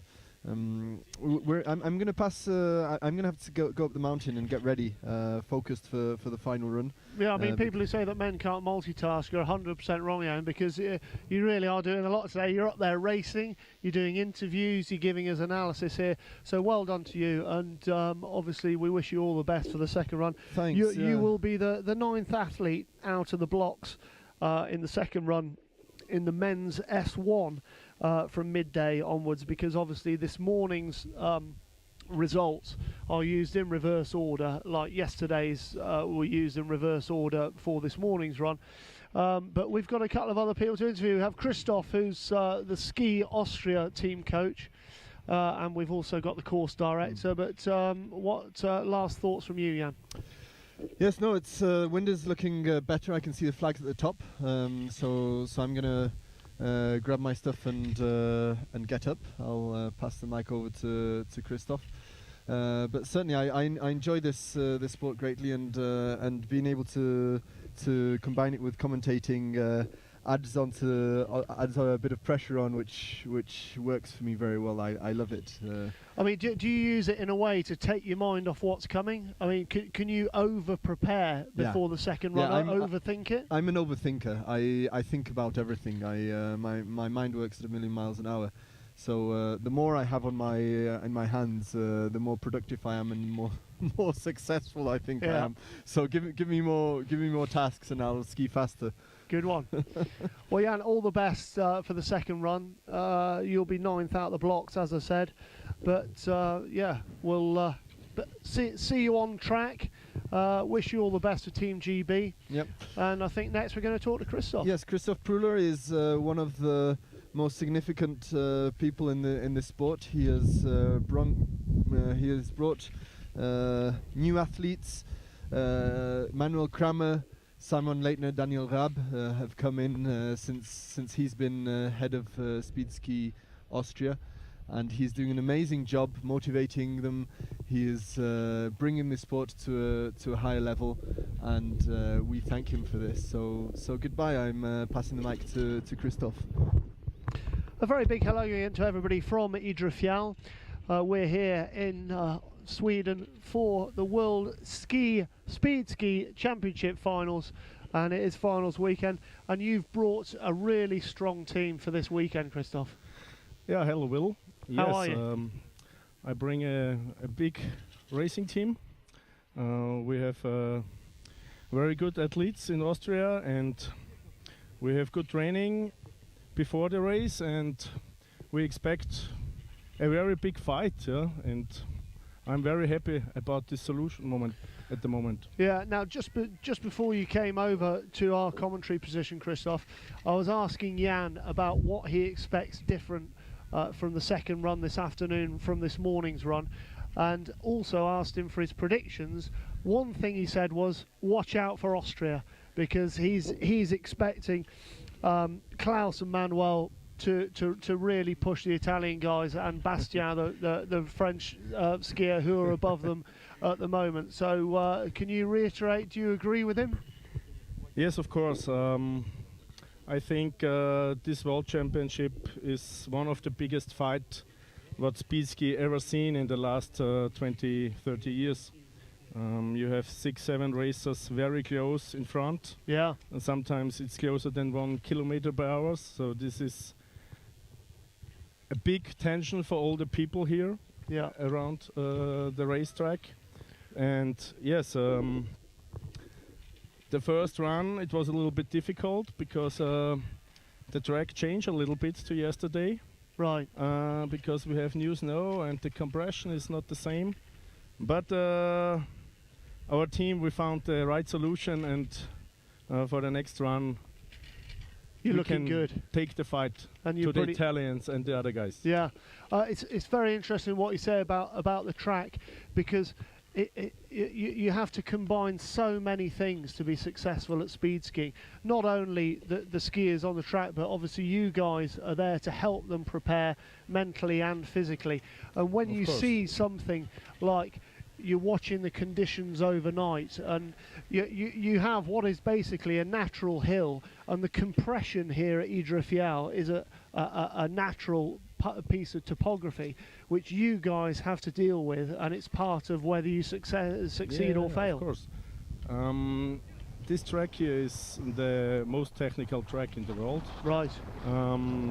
Because the compression and the steepness of this track is very different to other tracks. And now in the first run we see different lines, but in the timing zone it changed completely to yesterday, and we have on one side more bumps, and so the racers cannot hold the tuk. It's not possible because it's too fast. It's too much power in the body, so we change our strategy, and also in the compression there is not so much power like yesterday, because the snow is soft, and so we change a little bit our setup, and we hope that we found the right solution for the next run. So when you're talking to the guys and girls before they set off, are you changing?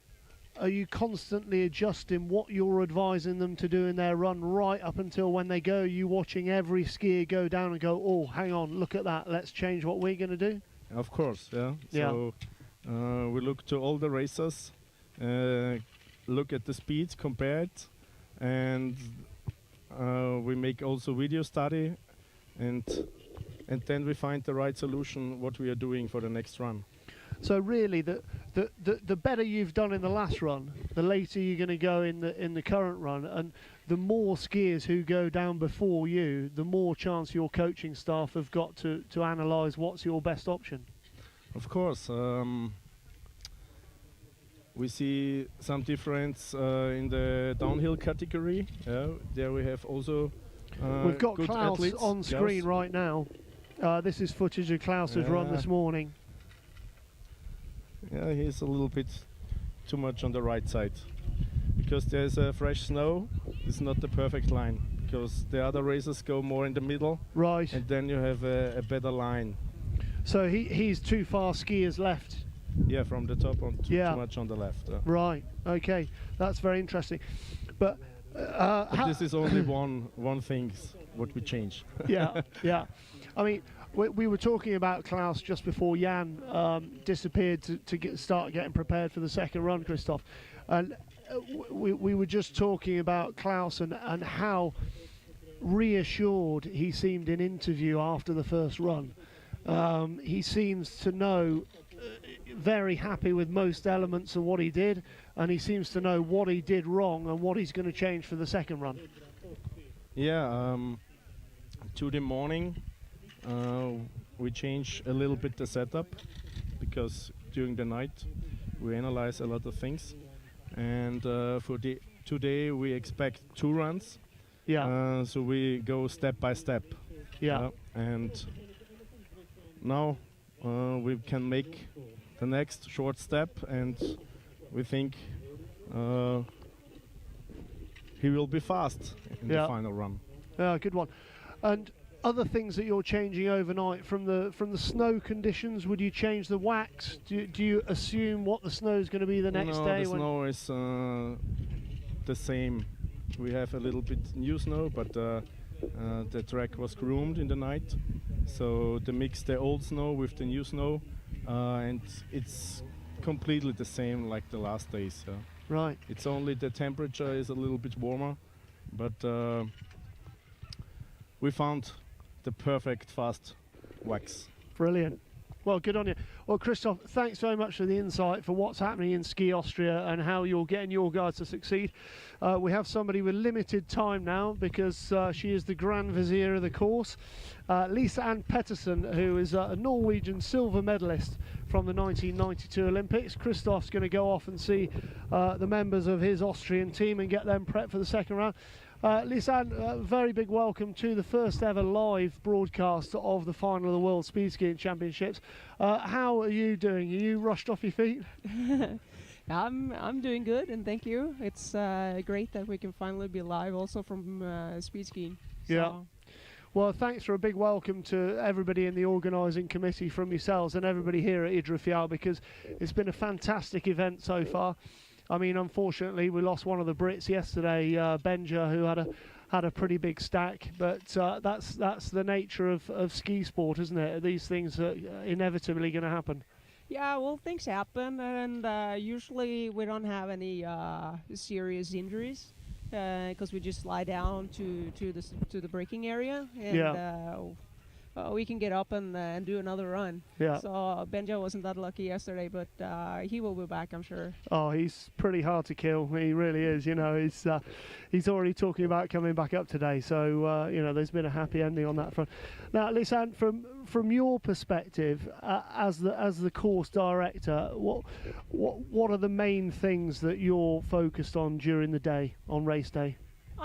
I want to keep the track as safe as possible for the racers. The track is in perfect conditions. What is causing a little bit of trouble for us right now is the wind on the top. For sure. It was coming down the track a little bit, but seems like it's calming down a little now. Yeah. Hopefully we can make the other run now at 11:30. Right. And from where I'm standing right now, it looks better. Yeah. So Yeah. The flags at the top are giving us a good indication, and they're a bit less bent over at the moment. Also, the nature of the cloud to windward is slightly more friendly than the cloud that's been passing over for the last hour or so. A few breaks in the cloud, and that's one of the main things that you're looking for as the course director. Yeah, we need the visibility to be okay. It doesn't have to be perfect. We don't need sunshine all the time, but we have to be able to see the small bumps and what's in the course. But the course is so perfectly prepared by these guys from Idre Fjell now, so it's not a problem if we don't have the sun. Yeah. So really smooth and nice all the way. So if the wind just calms down a little now, we can That'd be continue. good. Yeah. And for you, Lisa, you must be. I mean, people. If you have to spend your time at work, you want to work in something which is your passion. So, I mean, you've kind of got your dream job, have you? I'm just here for this week and then helping out. So I have a regular job as well. Yeah. Yeah. But I mean, it's really fun being here and meeting all the guys. So. Yeah. And do you kind of wish you were still racing? You know, it's a hard habit to break, I guess, is it? Because what we haven't said so far is that you are an Olympic silver medalist from your home Olympics as well. I mean, it can't get much more special than that, can it? Well, it wasn't actually from my home Olympics. It was in Albertville in 1992. Oh, sorry, yeah, it's 92, yeah. But yeah, that was once in a lifetime experience, I guess. So it was very spectacular. So I've been doing this for a very long time. Yeah, brilliant. Well, good on you. And you know that's one of the things about alpine sports is it's so volunteer heavy, and it relies on the goodwill of a lot of people like yourselves who have huge expertise of ski racing to make these things happen, because the logistics behind ski racing is obviously more complicated.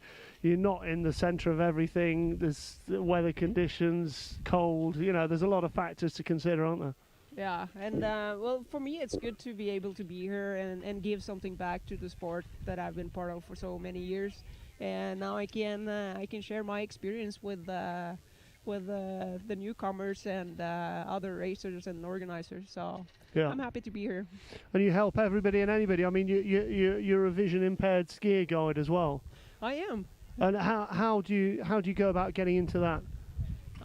It was sort of a coincidence that I ended up skiing with Andrea I'm her guide only. Yeah. But we do all the alpine disciplines. So and she really wanted to try speed skiing a couple of years ago. Incredible. And I asked her, "Are you sure?" And she said, "Oh yeah, I want to try." So we went to a little hill and tried out, and she did really well. So before the competitions here, we had a training day, and Andrea was here with me. So we actually made a run from the top here with her following behind me. Wow. And she clocked in at 160 kilometers an hour. No way. Yeah, that's pretty incredible. Oh, it's just extraordinary, isn't it? And you know, we have a pretty good British team on the vision impaired front as well, and you know, these people are just total legends, aren't they?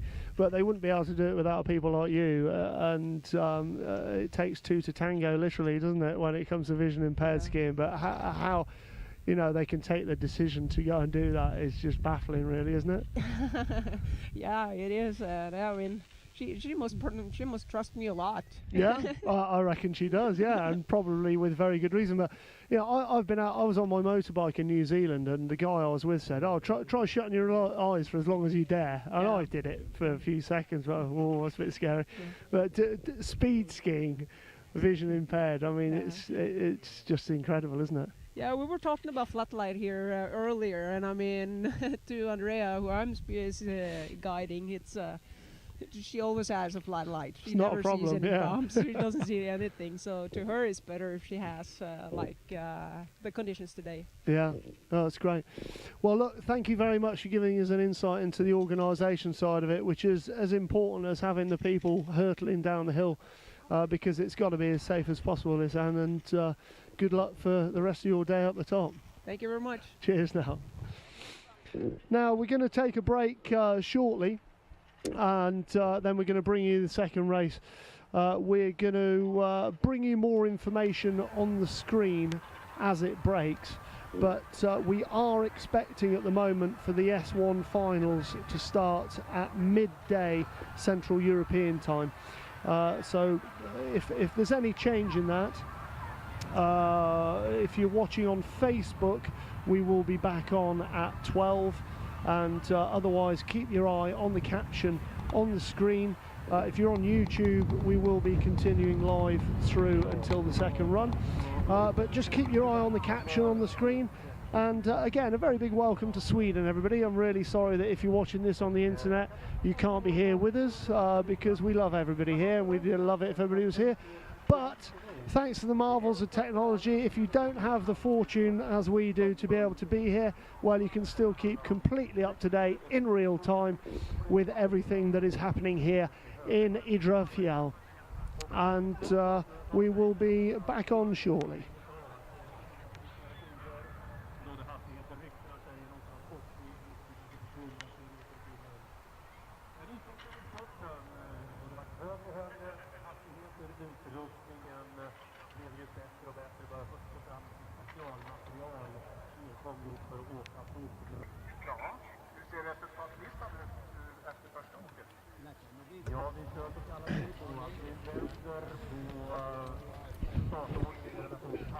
Hello everybody, and welcome back to Idre Fjell, where we're just about to get underway with the slightly delayed second run of today's World Speed Skiing Championship finals here in Sweden. A very big hello from everybody here in Sweden. It's a lovely day. The cloud hasn't quite broken as we expected to do, but more importantly, what has happened is that the wind has dropped as we expected it to during the course of the early afternoon. So we do have a bit of a delay, but that's the mountains for you. The weather is very fickle, very changeable, but we're just really pleased that we've got a second run underway.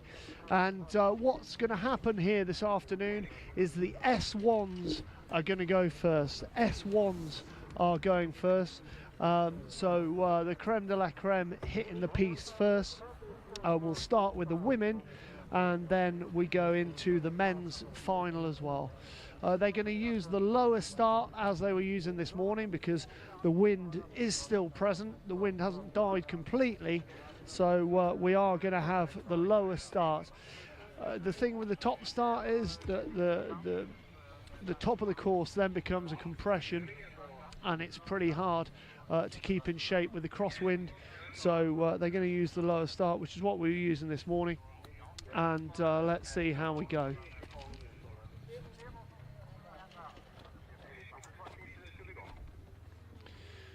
Joining me at the commentary position is a coach from Team GB, Miller Reid, a bit of a speed skiing legend, and we're going to be doing some analysis with him after interviews with the ladies as they finish their runs in this final today here in Idre. So we'll see how that goes. I think we've got a bit of a problem with our live scoreboard, which we'll get one of our technos to come and sort out. There's a lot of Swedish stuff written on the screen, which I'm not in any danger of understanding anytime soon. We are, apart from that, ready to go. You'll see from the footage of the cameras at the top of the course that we have lots of people ready to go up the top. Lots of heat jackets coming off and lots of people getting ready to fly. As I said, the S1 ladies will be going first, and then the S1 men. And then immediately after that, there will be a break in proceedings before we send the speed downhillers, so that we can do the flower ceremony, the prize giving ceremony for the S1 skiers before we send the rest of the athletes down. So a slight change in the programme here today, but obviously with weather in the mountains being a little bit fickle and unpredictable, we have to adapt and overcome. But that's the way it is with speed skiing and skiing in general, really. Plenty of racing gets changed in programme and that sort of thing. But we are just so pleased to be here in Idre this afternoon with the real climax of this event, and it's so tight to call. In the ladies, well, we have a big difference between the top two. Valentina Greggio, who went this morning at 173.4, is almost 5 kilometers an hour faster than the second place skier Karine Debouchet-Revol. But that's not to say that things can't turn around in the final run here. So she's not counting her chickens. You know, Valentina will be going as hard on this course as ever and hoping to win.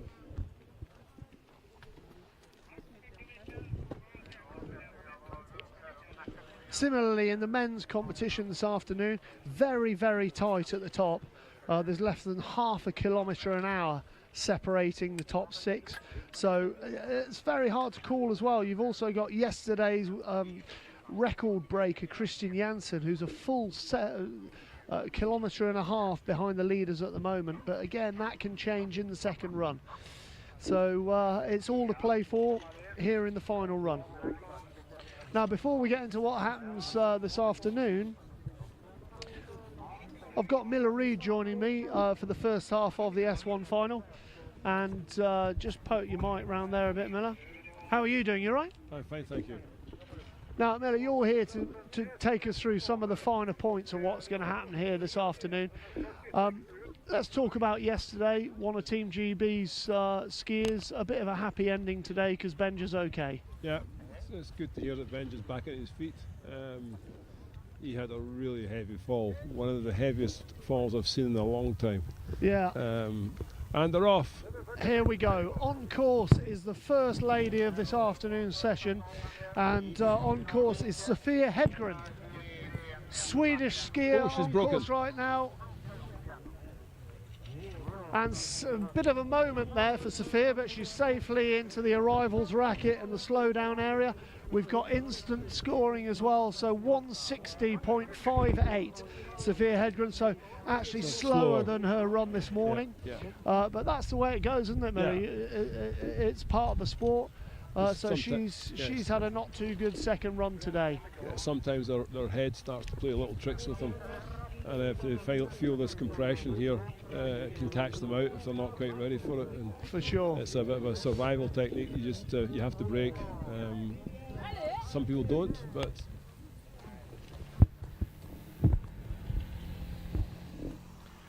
yeah, some people can cure their ills on the way down, and some people can't. this sport's about your head. And here we go, second rider of the afternoon, Célia Martinez, la première française sur le piste cet après-midi dans le final du ski de vitesse Coupe du Monde ici en Suède à Idre. Célia Martinez is our second female S1er on course.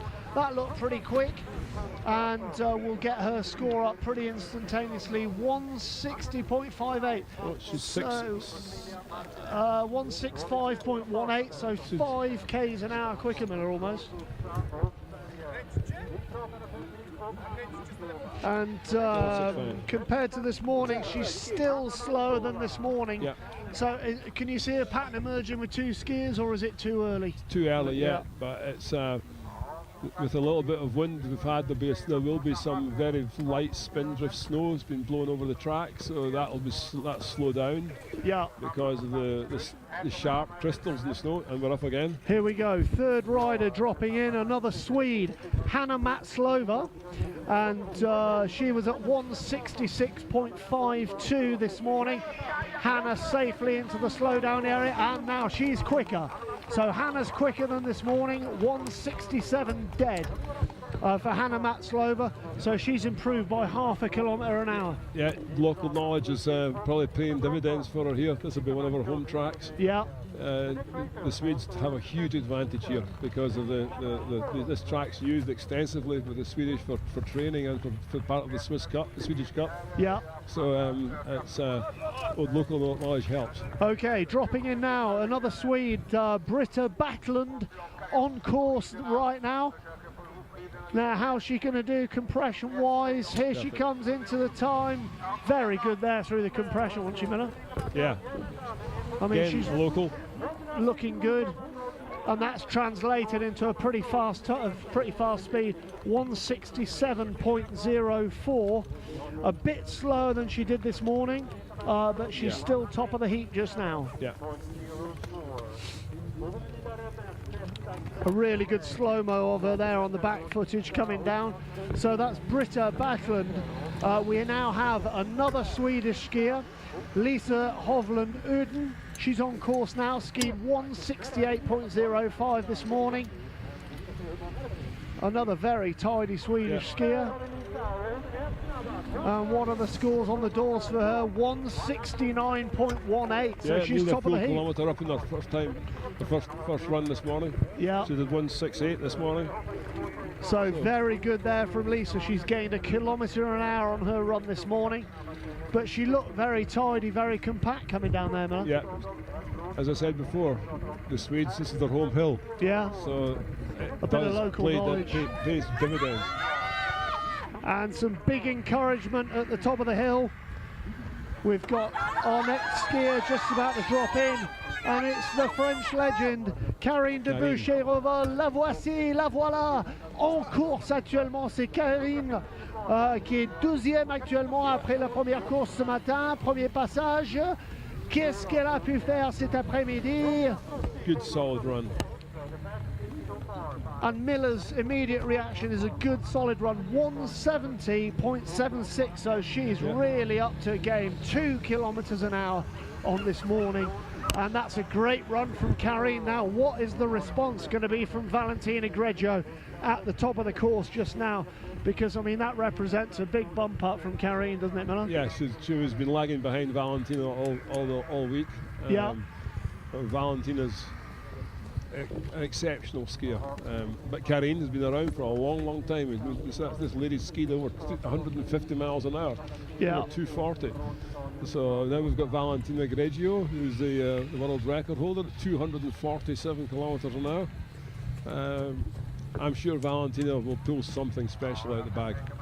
Yeah, I mean, Karine's brought back 2 kilometres an hour on her from the run this morning, but she was 5 k's an hour quicker this morning, Valentina, than Karine.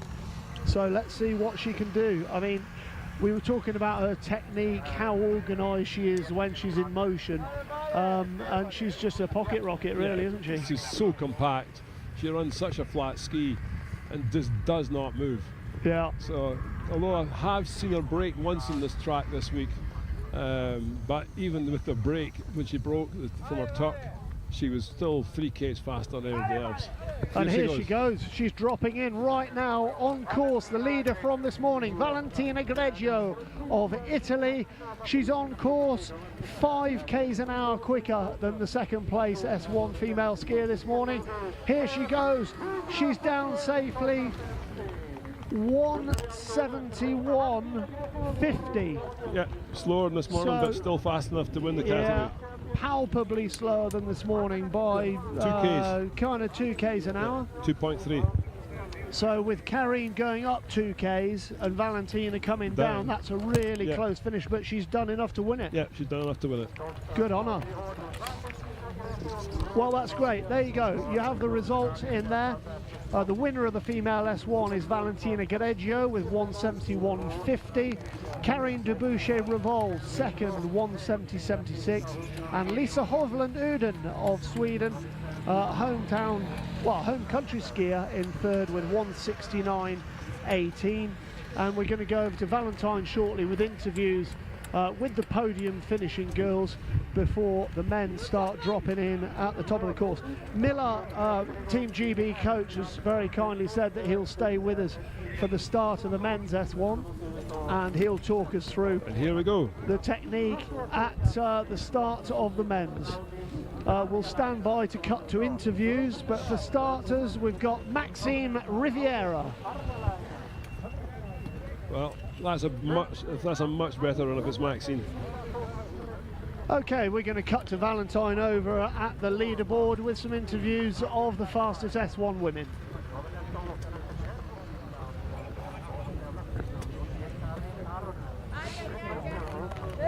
Karine, congratulations, you're going out on the bang with a second place. Yeah, I'm very happy because yesterday I'm 4, it's difficult, and now I'm very, very happy. You made it very exciting. It was very close with Valentina.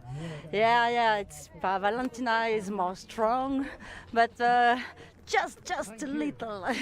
I'm happy. Congratulations. Thanks. Let's move to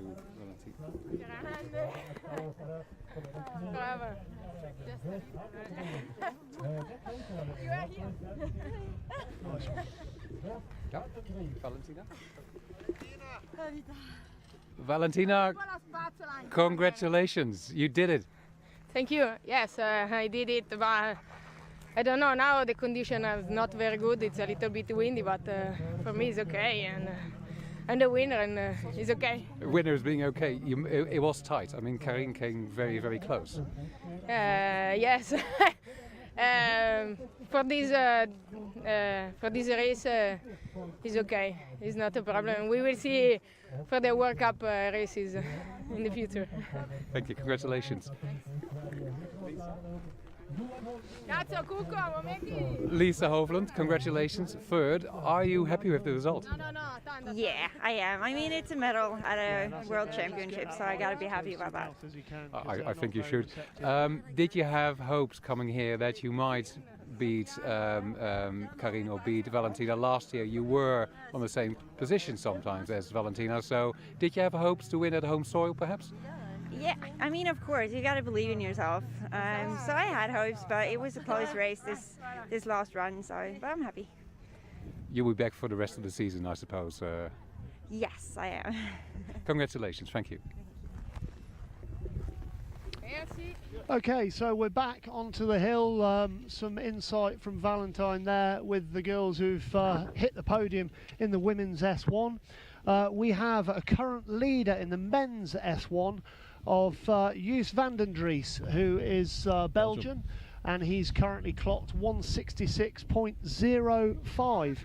How's that compared to this morning? He's 3k an hour quicker than he was this morning, so that's a hell of an improvement from Jus van den Dries. Same speed as he had yesterday. Yeah. At the end of the day. So a big improvement on this morning, Miller. Yeah. That could be a sign of things to come. Next athlete is on course right now. Dropping in is Johan Holmgren, one of our Swedish speed skiers here in the male S1.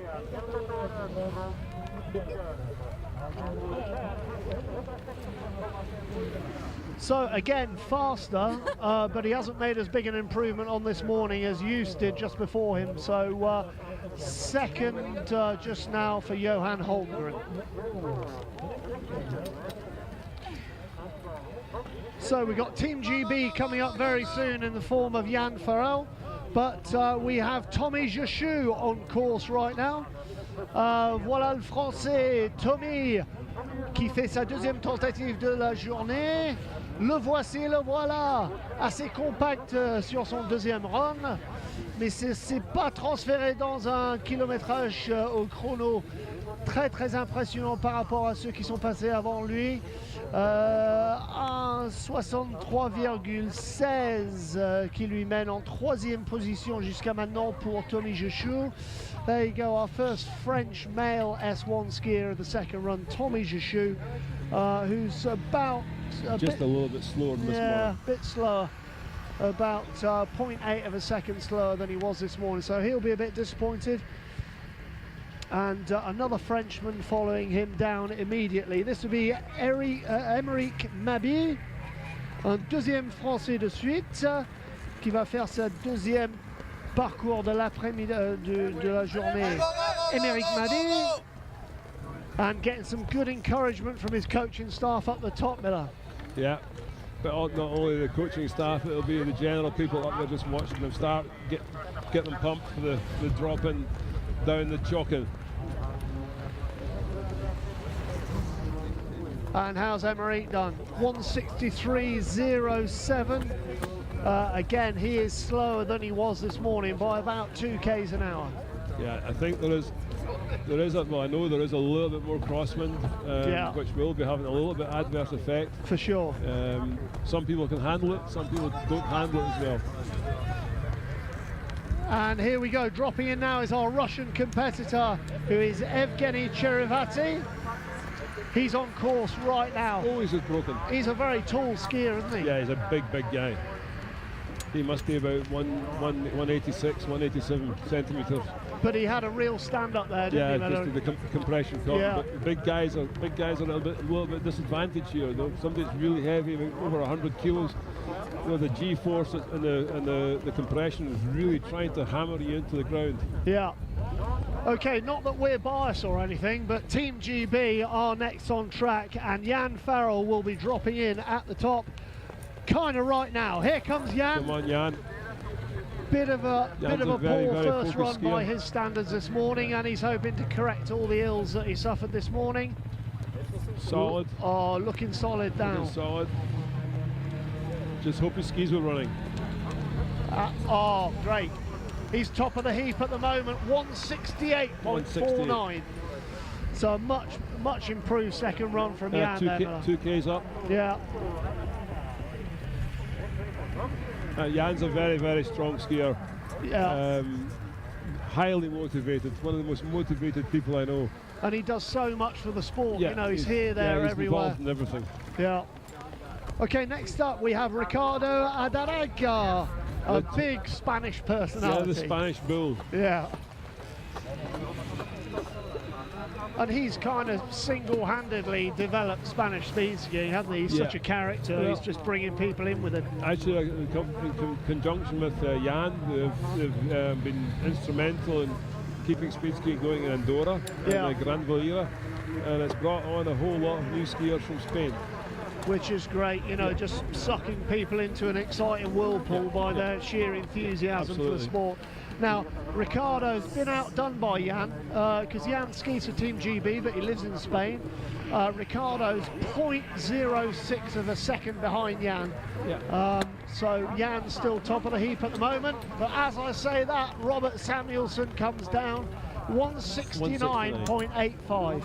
So well done to Robert. And that's a palpable improvement on this morning. He's got himself about an extra 0.7 of a kilometre an hour there, and big support for him here because he's Swedish, so well done to the fans for cheering him down and supporting him. Next on course, Daniel Raab had a bit of an indifferent morning this morning, but a big prospect, Miller. Yeah, Austria's got a massive program in speed skiing now, and they're bringing on new skiers from Alpine, Alpine base, and Daniel's one of them. Exciting future for him. And here he goes right now into his tuck, dropped into the cliff. So that's our first Austrian on course in the men's S1 final. Here he comes. What's he going to do on the gun? You'd expect him to top the heap, and he has. Yeah, good run. 170.34, so that raises the bar again. We're into the 170s, and you'd expect the podium to change pretty much every rider from here on in. Increased the speed by over a kilometre from this morning. Yeah. So some having a better second run, some having a worse run, and the elements that you have to deal with, like you say, some are better at coping with a crosswind. Yeah. Others are better at coping, you know, with a bit of a change on the ground. Now, this is not a big track, but it's really intimidating because it's so steep, and the acceleration here is just incredible. So a lot of people, some people don't give it the respect it actually is due. It's a really, really tricky track. Yeah, yeah. It's really tricky. So we've just got a bit of a delay before they send the next skier.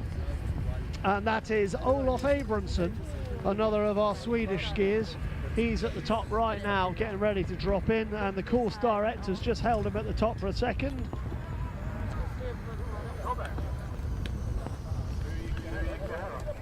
Who's your money on? What's your gut feeling for this afternoon, Miller?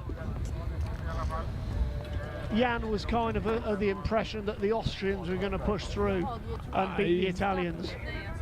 It's a real fight. It's a real fight. There's 5 people that can do this. The Oregoni brothers, Manuel Kramer from Flachau in Austria, Klaus Schwarzhammer from Bad Mittendorf, and Christian Johansson. Oh, he's very skiers right on the course. Very skiers right there from Olof Abramson, who skied 168 point. Yeah, he's slower than he was this morning, but he got very fast skiers right there. 166.09. He's lost a couple of kilometers an hour on this morning.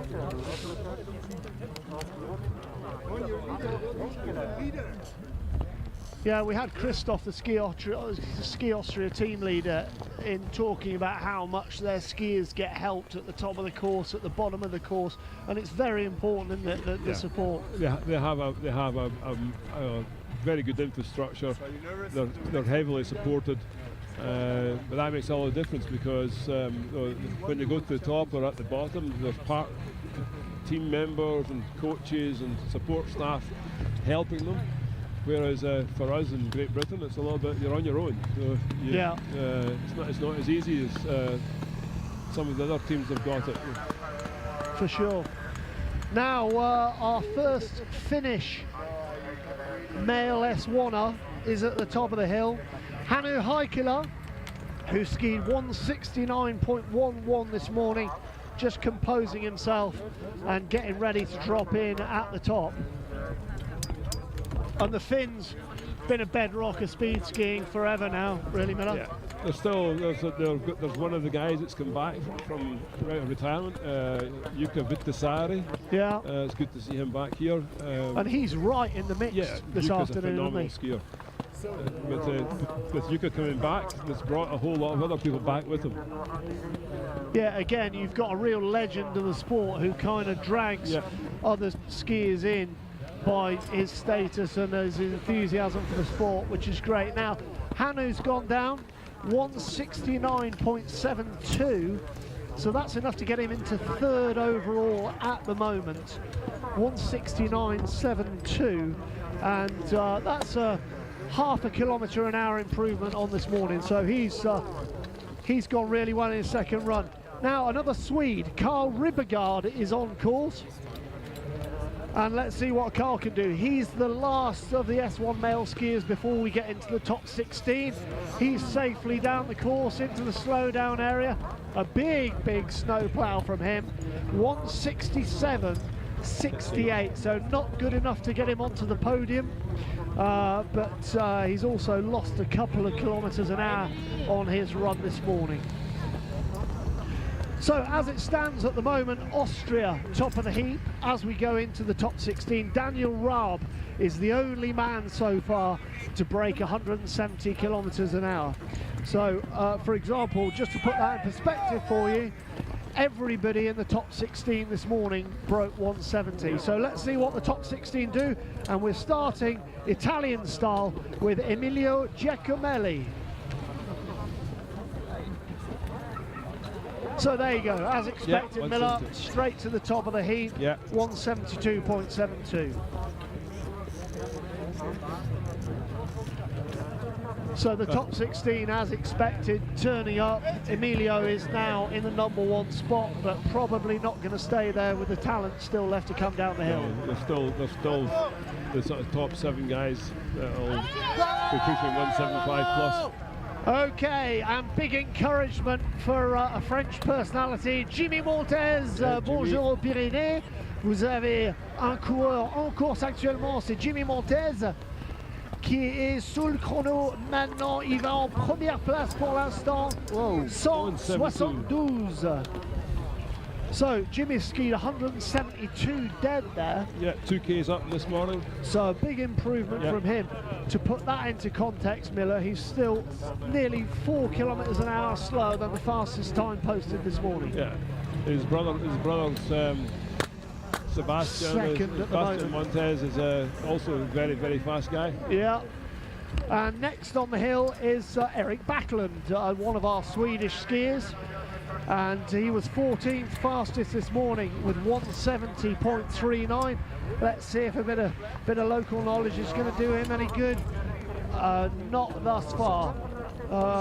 Slow run from Eric compared to what he did this morning, 169.22. Or as used to be known as Eric the Viking. This is still a young man. This guy had a beard, I think, when he was 14 years old. And he's a part-time rock star and everything, isn't he? He's a real character. I mean, a lot of these people get a lot of stuff done, don't they? They've got a very busy schedules between speed skiing, rock starring, and there's all sorts of stuff going on. Eric's a real character. Yeah, I mean, there's some very vivacious characters, but you've got to be of a certain ilk to even contemplate doing this, really, haven't you? Yeah, but you need some people would say question your sanity, but I say you need something special in your head to want to do this. You've also got to say, under certain circumstances, Miller, sanity is a bit overrated. Yeah, absolutely. I mean, look at your big bad self, for example. Now, we have next on course the Slovakian Mikkel Bekes, and he's going to be the next rider dropping in. Yeah, the speed of 170.05 this morning, so let's see what he can do. As I said, Jimmy Montez is a legend in his own right. You hear the crowd shouting, Jimmy! He's his own best advert. Oh yeah, Jimmy's another real character. Yeah, he's already having good fun at the leaderboard, and we'll be over there for interviews shortly. Jimmy and Bastian Montez's father, late father, was one of the real key people involved in France Ski de Vitesse from the Pyrenees. He was inspirational in bringing lots of young people into the sport, including his two sons. And when you've got a personality like that, sort of the real momentum behind the team, Miller, I guess you've got to plan for the future and get somebody else in there to keep the thing going. Yeah, absolutely. Yeah. And I guess that the teams from Alpine nations have more strength in depth and more continuity to their programs. Yeah, they've got the numbers.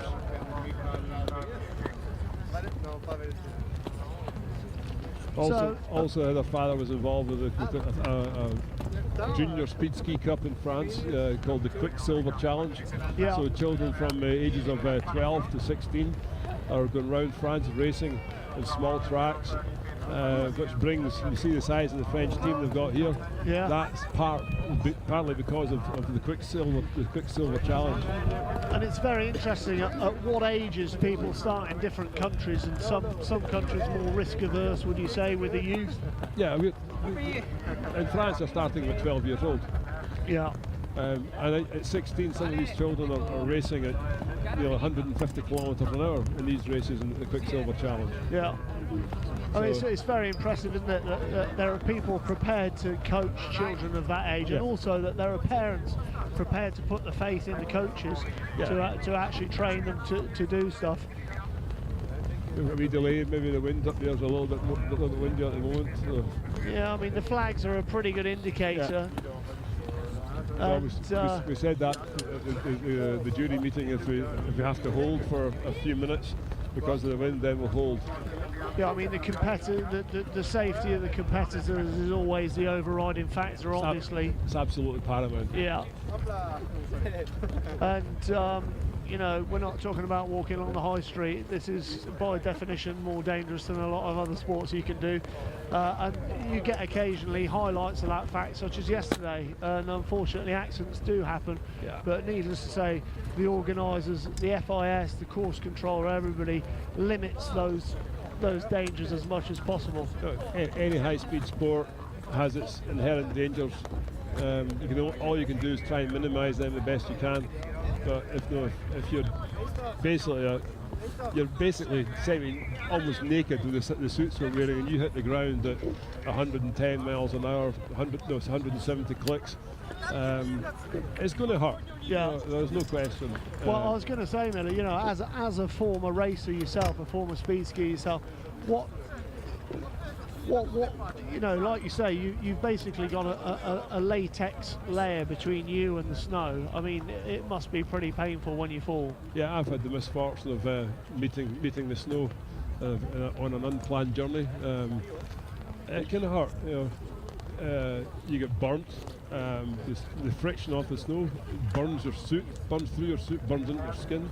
Yeah. Now we do try and minimise that with wearing an under layer under the suit, but the suit is only maybe 1.5 millimetres thick at the best. Yeah.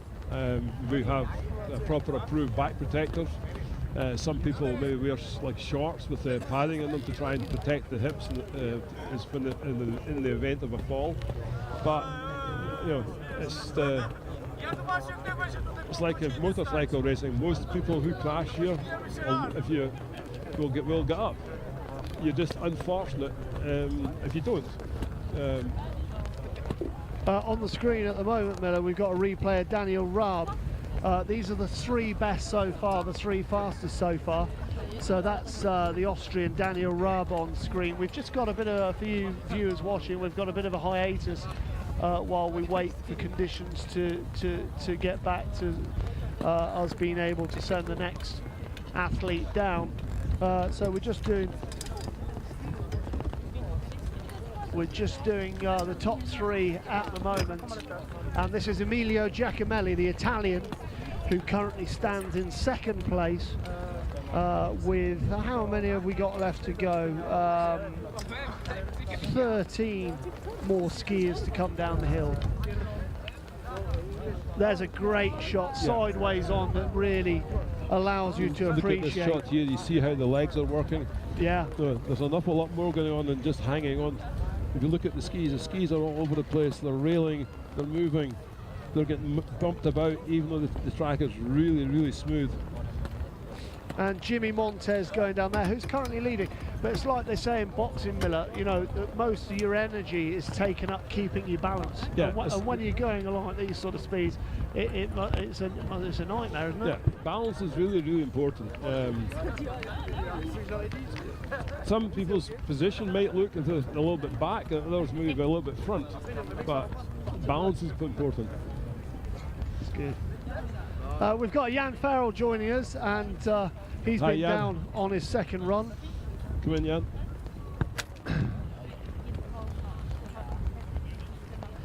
Just a second, here's Jan coming on. So we're going to have some horse's mouth analysis now as somebody has just launched himself down this cliff. Jan, a big improvement on this morning. How did you feel? Yes, it was a bit of a rock and roll ride. I'm sure you noticed. I haven't seen my run yet, but it was got opened up. My legs opened up in the middle of the steep area, and it really cost me a lot to regain a good position, and I didn't really achieve that. So that explains the lack of speed. And again, I went a bit far left. So certainly I know where my mistakes were.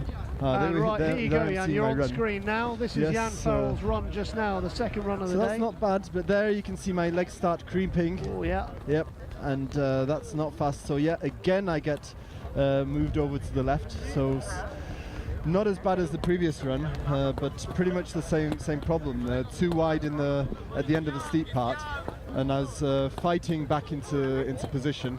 And you can see there I'm too wide, and I'm trying to close the legs, but it didn't quite happen. Had fun, and I just have to say that I attacked, and I attacked again, and I gave it everything that I had.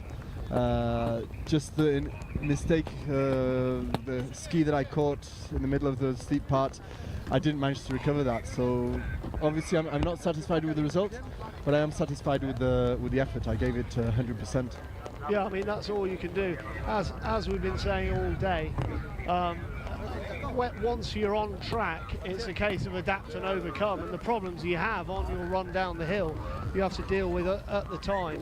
And going along at speeds like you are, it's very difficult to correct all those problems and transform it into a fast time. Yes, you can see there in the slow motion that's where I'm not able to recover back into the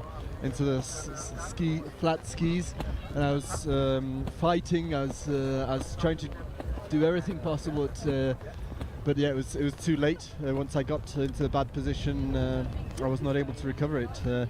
Someone like Simone is excellent at that. He managed to get his knees out and bring the legs back in. I wasn't, so you can see where the speed went there. So we've got Jimmy Montes at 172. He's going to be very happy with that. Yeah, big improvement on this morning. But yeah, tell us about the conditions at the top of the course compared to this morning. How have things changed? Yeah, well, certainly the wind is strong in the waiting area. You can see the athletes covering up and trying to keep warm. Yeah, there's footage so there of psychologically, Michael, the Slovakian skier, Mikkel, who's next down, has just been rubbed by loads of people helping him keep warm. Looks like he's actually coming down now. It does, yeah. He's getting ready to pull the trigger, and here he goes. He's on the start line, getting ready to drop in.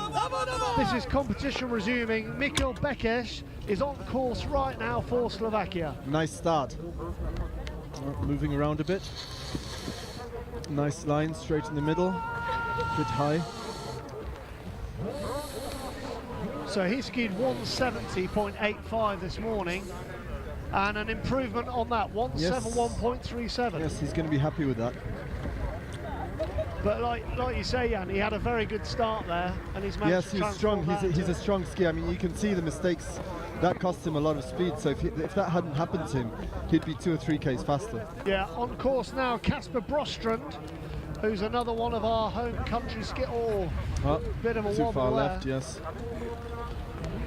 And what's Casper nice speed taking that into account. So he's still made second. Yes, he's pushed Michal Bekes into 3rd position. But the more skiers that come down, the better that Jimmy Montes time's starting to look. Yeah, yes. Look how he's fighting. He's really solid there.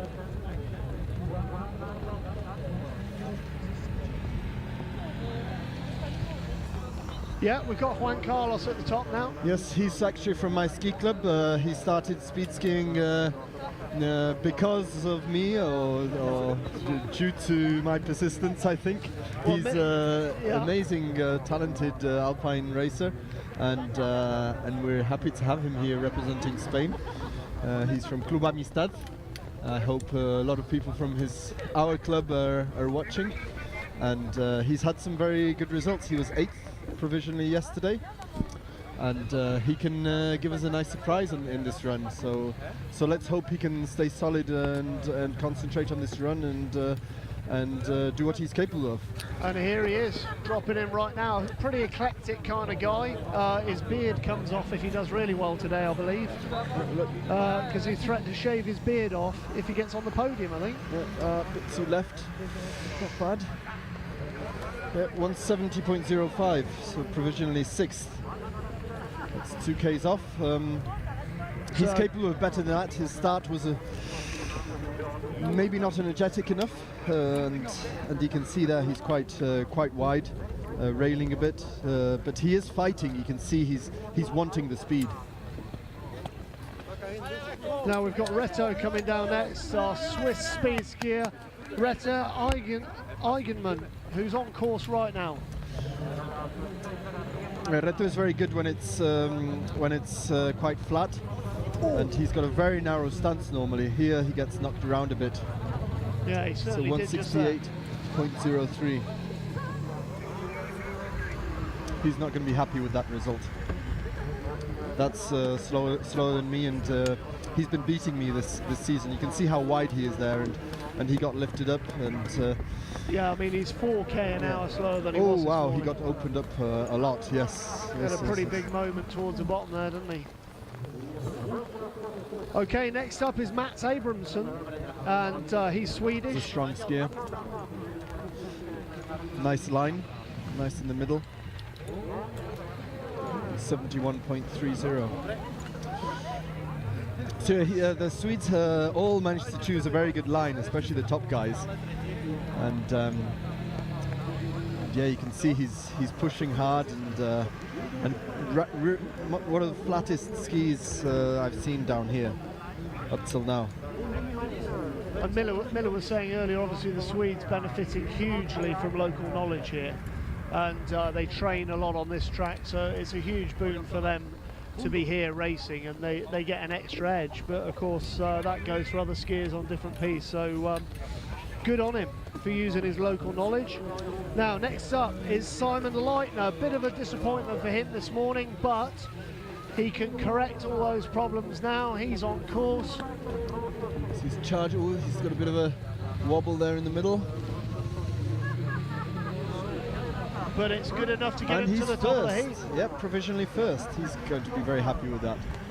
So Jimmy Montez, it feels like he's been there for a long time now, and that's the first person to knock him off the top of the heat. 172.72 for Simon Leitner. Knocking him off into the heat, because he must be getting cold waiting there. I reckon. It's really getting cold today. Christian Janssen, local hero. He's the track record holder. He did 180 kilometers per hour yesterday, and he knows the track like the back of his hand. This morning, though, he didn't have a very good run, did he? So let's see what he can do this afternoon. He's capable of everything here. Look at his line. Yep, bang in the middle. 174.50 provisionally first. He's not going to be happy with that, I don't think. I suspect there are going to be faster speeds than that today. Yeah, he's improved slightly on his speed this morning, but that's probably not going to be enough to keep him top of the heap. It would be very nice to see him world champion, but unfortunately I think that's not fast enough today. Yeah. Okay, so that's Switzerland's last hope in this S1 male. Dropping in now, we have the Czech record holder Radek Cermak, who's on course now. His Radek Cermak is an ex-ski cross racer, very talented. Too far left. Provisionally second place. Right, there we go, the Czech record holder in provisional second, but again, not likely Look to be how he on the absorbs podium. those bumps. He moves less than the others. Huh? He's a big man, isn't he? Yes, Radek? yes. Yes, the heavy of us get more affected by that compression, and you can see the lighter racers, for example Valentina or Christian Janssen, having an advantage in that compression. Although Christian's run could have been better today, he still is provisionally first. Okay, Jukka Vitasari, who went really well this morning, and he's come out of retirement, as Miller was saying earlier. Right ski railing a bit there. Let's see what he does on the gun. He's got top. Vitasari is provisionally first. He has a very aggressive position, very far back. He is letting those skis accelerate, and I'd say it's an aerodynamic disadvantage, but he manages to get very high speeds for that position. It's almost unexplainable. But a lot of things in sport are, and unorthodox styles can win. Look at Lee Trevino. Now, on course now, we have Manuel Kramer. Kramer, 3 times Kitzbühel, nice run, provisionally first, 176.66. I mean, wow, what a run. He looked really fast going through there. He's such a talented skier, it's amazing. And that really takes the bar a lot higher, doesn't it? I mean, that's 2 kilometers an hour, almost quicker than Jukka Vitasari.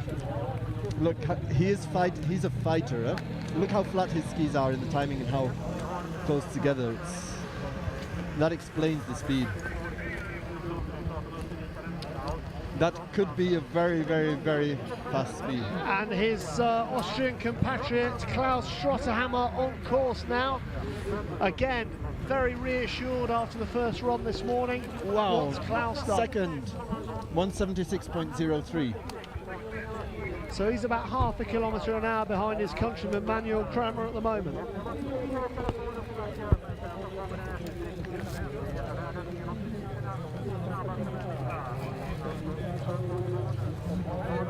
Yes, so Klaus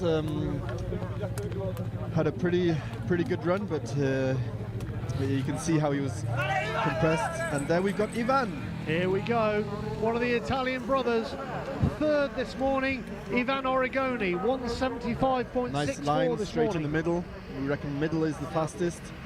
It's a bit wide. Whoa, down to 5th. Yep, he's not going to be happy with that.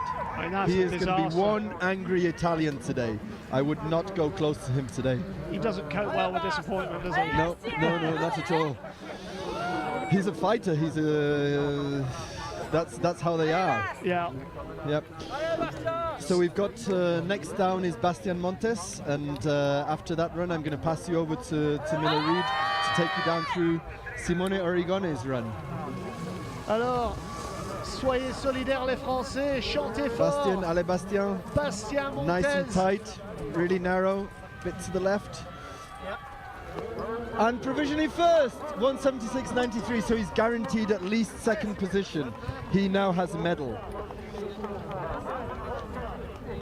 That's incredible. So that's me passing over to Miller Reed, coach from Team GB, and I'll be interviewing the racers in the finish. So Jan, a fast mover as ever, is off over to the leaderboard, and he's going to interview the male S1s as they come down. Now that's a hell of a run from Bastian Montes, Miller. That really ups the game a bit. 0.3 of a kilometre an hour faster. Now, how is Simone going to react? Look at his position. Oh, what's he got? He's 4th. And he's 4th. He's off the podium. Bastian Montes has won the World Cup. Bastian Montes wins with 176.93. Second is Manuel Kramer of Austria, 176.66. Klaus Schrotterhammer also of Austria, 176.03. The Italian Origone brothers, both off the podium. When's the last time that happened, Miller? It's quite a while ago. You can see here the Austrians are absolutely ecstatic. This is a big result in speed skiing. You know, the Origone brothers have dominated for so many years. And allez Bastien, Bastien Montes, félicitations. So we got the men's world championship podium here in front of us. Un grand remercie Bastien, qu'est-ce que tu sens? Ah c'est énorme, je pensais pas, j'y croyais, mais fallait le faire et putain, je suis content. Really happy, thank you. Un grand remercie, congratulations, he's amazed. And we're gonna let them have a couple of photos. So this is very, very interesting results. First time there has not been an Italian on the podium for probably over 15 years. Simone and Ivan put a lot of effort into this, but today speed skiing speaks French and German. Congratulations to the winners. To the winner and second and third are very, very happy. Manuel Kramer is absolutely thrilled. He has just come back from injury. He's switched from alpine skiing to speed skiing, and we've got congratulations from Simone. Thank you for coming, Simone. Means a lot to us. And tell us about Bastian's run, Manuel. Incredible. I thought maybe I can beat him, but no, it's an incredible job. It's nice to see Bastian winning again. It's also from an injury back, and yeah, it's a nice podium, 2 Austrians on the podium, and now we celebrate it. And Bastian, what do you think of your Austrian friends, or your new podium friends? I'm really happy for them. But they usually can win and be on the podium, so I know that it can be fast. And today was a good race. Waiting a little bit, but it was amazing. And now we can have a really good night. What's going to happen tonight? Me and Manuel, we have to study, and on Monday we leave. Oh, it's fantastic. The way I saw you go down. Your runs were fighting. The three of you were really looking for that speed. I was watching your runs live. I saw your slow motion. Each one of you had a different line. Each one of you was fighting for that perfect position, and you're amazing athletes. Who's going to be on the podium in the next World Championships in 2019? Maybe, I'm almost a granddaddy here, so we will see. But yes, it's going to be an interesting end of the season. We've got Andorra next, 3 World Cups scheduled for the second week in April and second weekend of April, and we'll be having some fun watching that. So congratulations, guys, and let's celebrate.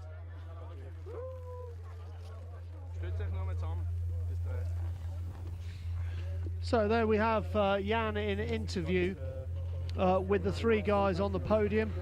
A French winner and an Austrian second and third place. As I was saying, first time an Italian hasn't been on the podium for about 15 years.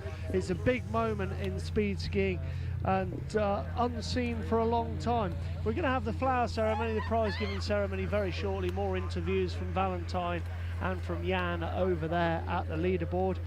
And then, well, what a day's competition it's been so far today. We knew there was going to be a twist in the tail of the final because the first half a dozen was so tightly packed together, and it didn't disappoint. What an incredible event to have as the first ever live coverage in its entirety World Speed Skiing event. It really has been a fabulous day and a fabulous weekend on the hill from here at Idre Fjall, and long may it continue. Live speed skiing courtesy of the FIS, and beautiful, beautiful mountains like here in Idre Fjall. Competition goes on the hill at the moment because we had to change the order to send down the S1s first while the weather was okay. So the speed downhillers and the juniors, the fastest people on earth of the next generation, are coming down the hill right now. So we'll continue to show you footage of that while we're waiting to get the flower ceremony underway here at Idre Fjall in Sweden, where we've had a huge welcome and a great week's competition. And what a climax that was, just incredible. The ladies racing in the S1s got a lot closer in the second run, and just a second separating Valentina Greggio from the second place skier, the French legend Karine Dubuchet-Revol.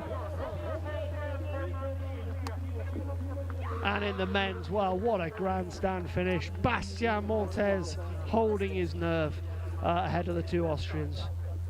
And we're going back over to the leaderboard for more interviews with Jan and Valentine. So, well, yes, I'm in now. Congratulations, ladies. It's an amazing podium. We've got first place Valentina Greggio from Italy, second place Karine Revol from France, and third place Lisa Hovland from Sweden. So fantastic, multicolored podium, and tell us about it. Karine, qu'est-ce que tu as vu, qu'est-ce que tu sens? C'est beaucoup d'ans ici à le speed ski. Ouais, pour moi c'était vraiment de venir ici, de faire un podium, c'était vraiment l'objectif. Donc je suis vraiment très très contente parce qu'hier j'étais très loin. Donc aujourd'hui, je reviens tout près de Valais et c'est un grand moment. Sauf que c'est mes derniers championnats du monde, donc c'est génial. Yes, Karine is very happy with her run. She says it's her last World Championships. She came here with an objective of a podium. She's achieved it, thrilled. I think we've got one happy mother and one big party tonight. Yeah, Yes. big party. Lisa, I'm just going to come in front of the camera. Lisa, congratulations. Home podium, home track. Yeah, it's nice. I'm happy with it. It was fun racing here today. How was your run? I got a little bit high before the first timing, but managed to keep it together to get on the podium, so I'm happy with that. Great, congratulations. E vale. Allora. Congratulations. Congratulations. Thank you. How many more after this? I don't know. We will see. Your skiing is incredible. I was watching your run, so flat, so controlled. I don't know. This run was not a good run, but for the World Championship, it's okay. I'm winning. I'm the winner, and it's okay. So, congratulations. I'll leave you to do some photos, and we'll see you at the party.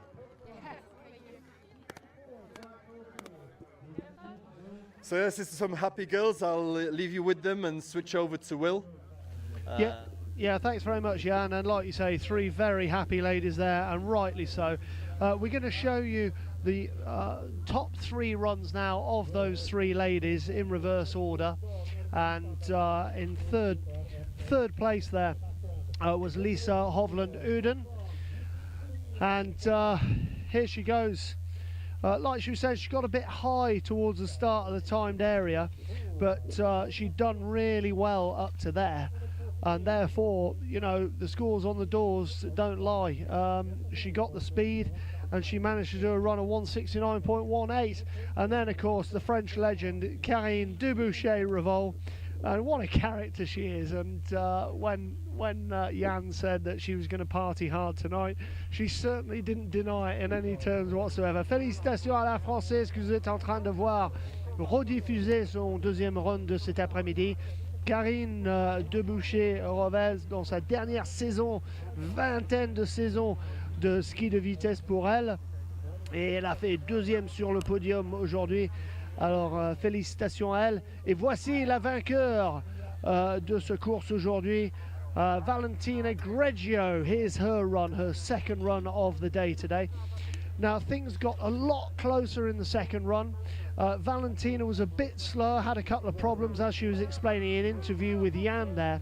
And Karine got 2 seconds quicker than her run this morning, so very, very tight at the top of the female S1 course. We're now moving on to reruns of the men's, and this is Klaus, who was 3rd place. Klaus Schrotthammer of Austria, and the Austrians absolutely ecstatic this afternoon. And they really were. Manuel Kramer coming down in 2nd. The first time an Italian hasn't been on the podium in 15 years, because, oui, c'est la grande nouvelle, the big news of the day, Bastien Montes has won this World Cup Speed Ski final day. And here he is now coming down. This is a rerun of his winning run today. What a result. The Austrians are ecstatic with their results, as they should be. Bastien Montes as well is just overjoyed. The Oregoni brothers must be pretty gutted. We've got the flower ceremony coming your way right now. We can get underway with that. And there is obviously live footage on the hill still ongoing with the speed downhillers.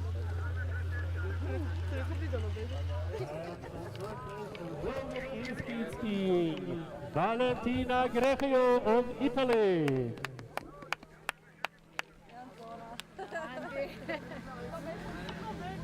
Vi har en högintressant åkare i banan. Det är Daniel Persson från Sverige. Säkert lite rörigt här. Vi har åkningar på gång samtidigt. And you're now seeing footage of the podium girls. Daniel Persson tar ledningen med 100. The big winners of today. Really ecstatic to win it, to be on the podium in front of her home crowd is Lisa Hovland Uden. Okay, together. Great result for her today. And she was pretty stoked. I mean, you can see how happy she was.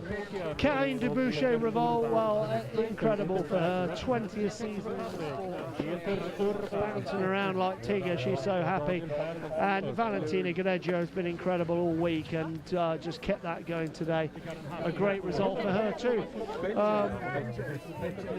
Moving on to the men's result, as I was saying just now, that the Austrian camp will be bouncing around with joy. Okay, I think we're going back over to the leaderboard for the flowers ceremony. And the silver medal, also from Austria, Manuel Kramer. And on the first place, and world champion in speed skiing, representing France, Bastien Montes.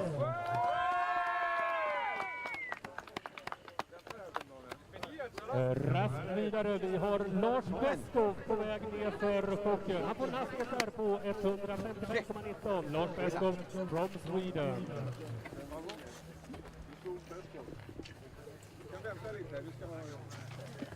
Vi fortsätter med nästa startande som kommer från Tyskland och heter då Markmann. The next racer representing Germany. Markmann. So far, fastest one Peter Urban, then Daniel Persson and Lars Beskov. But in the track from Germany, Markmann. Och han tar ledningen med 100. And there are the three guys celebrating their wins.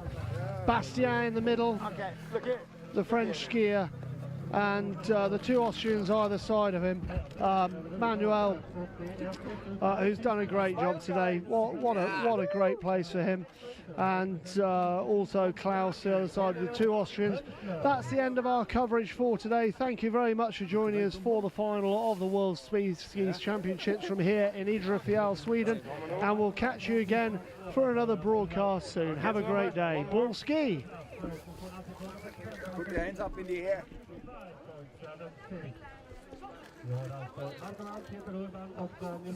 Thank you.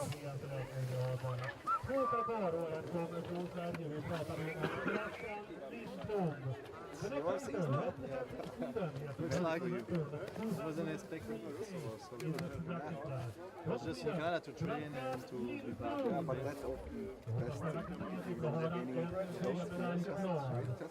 Just see Without pressure. Just live his Instagram.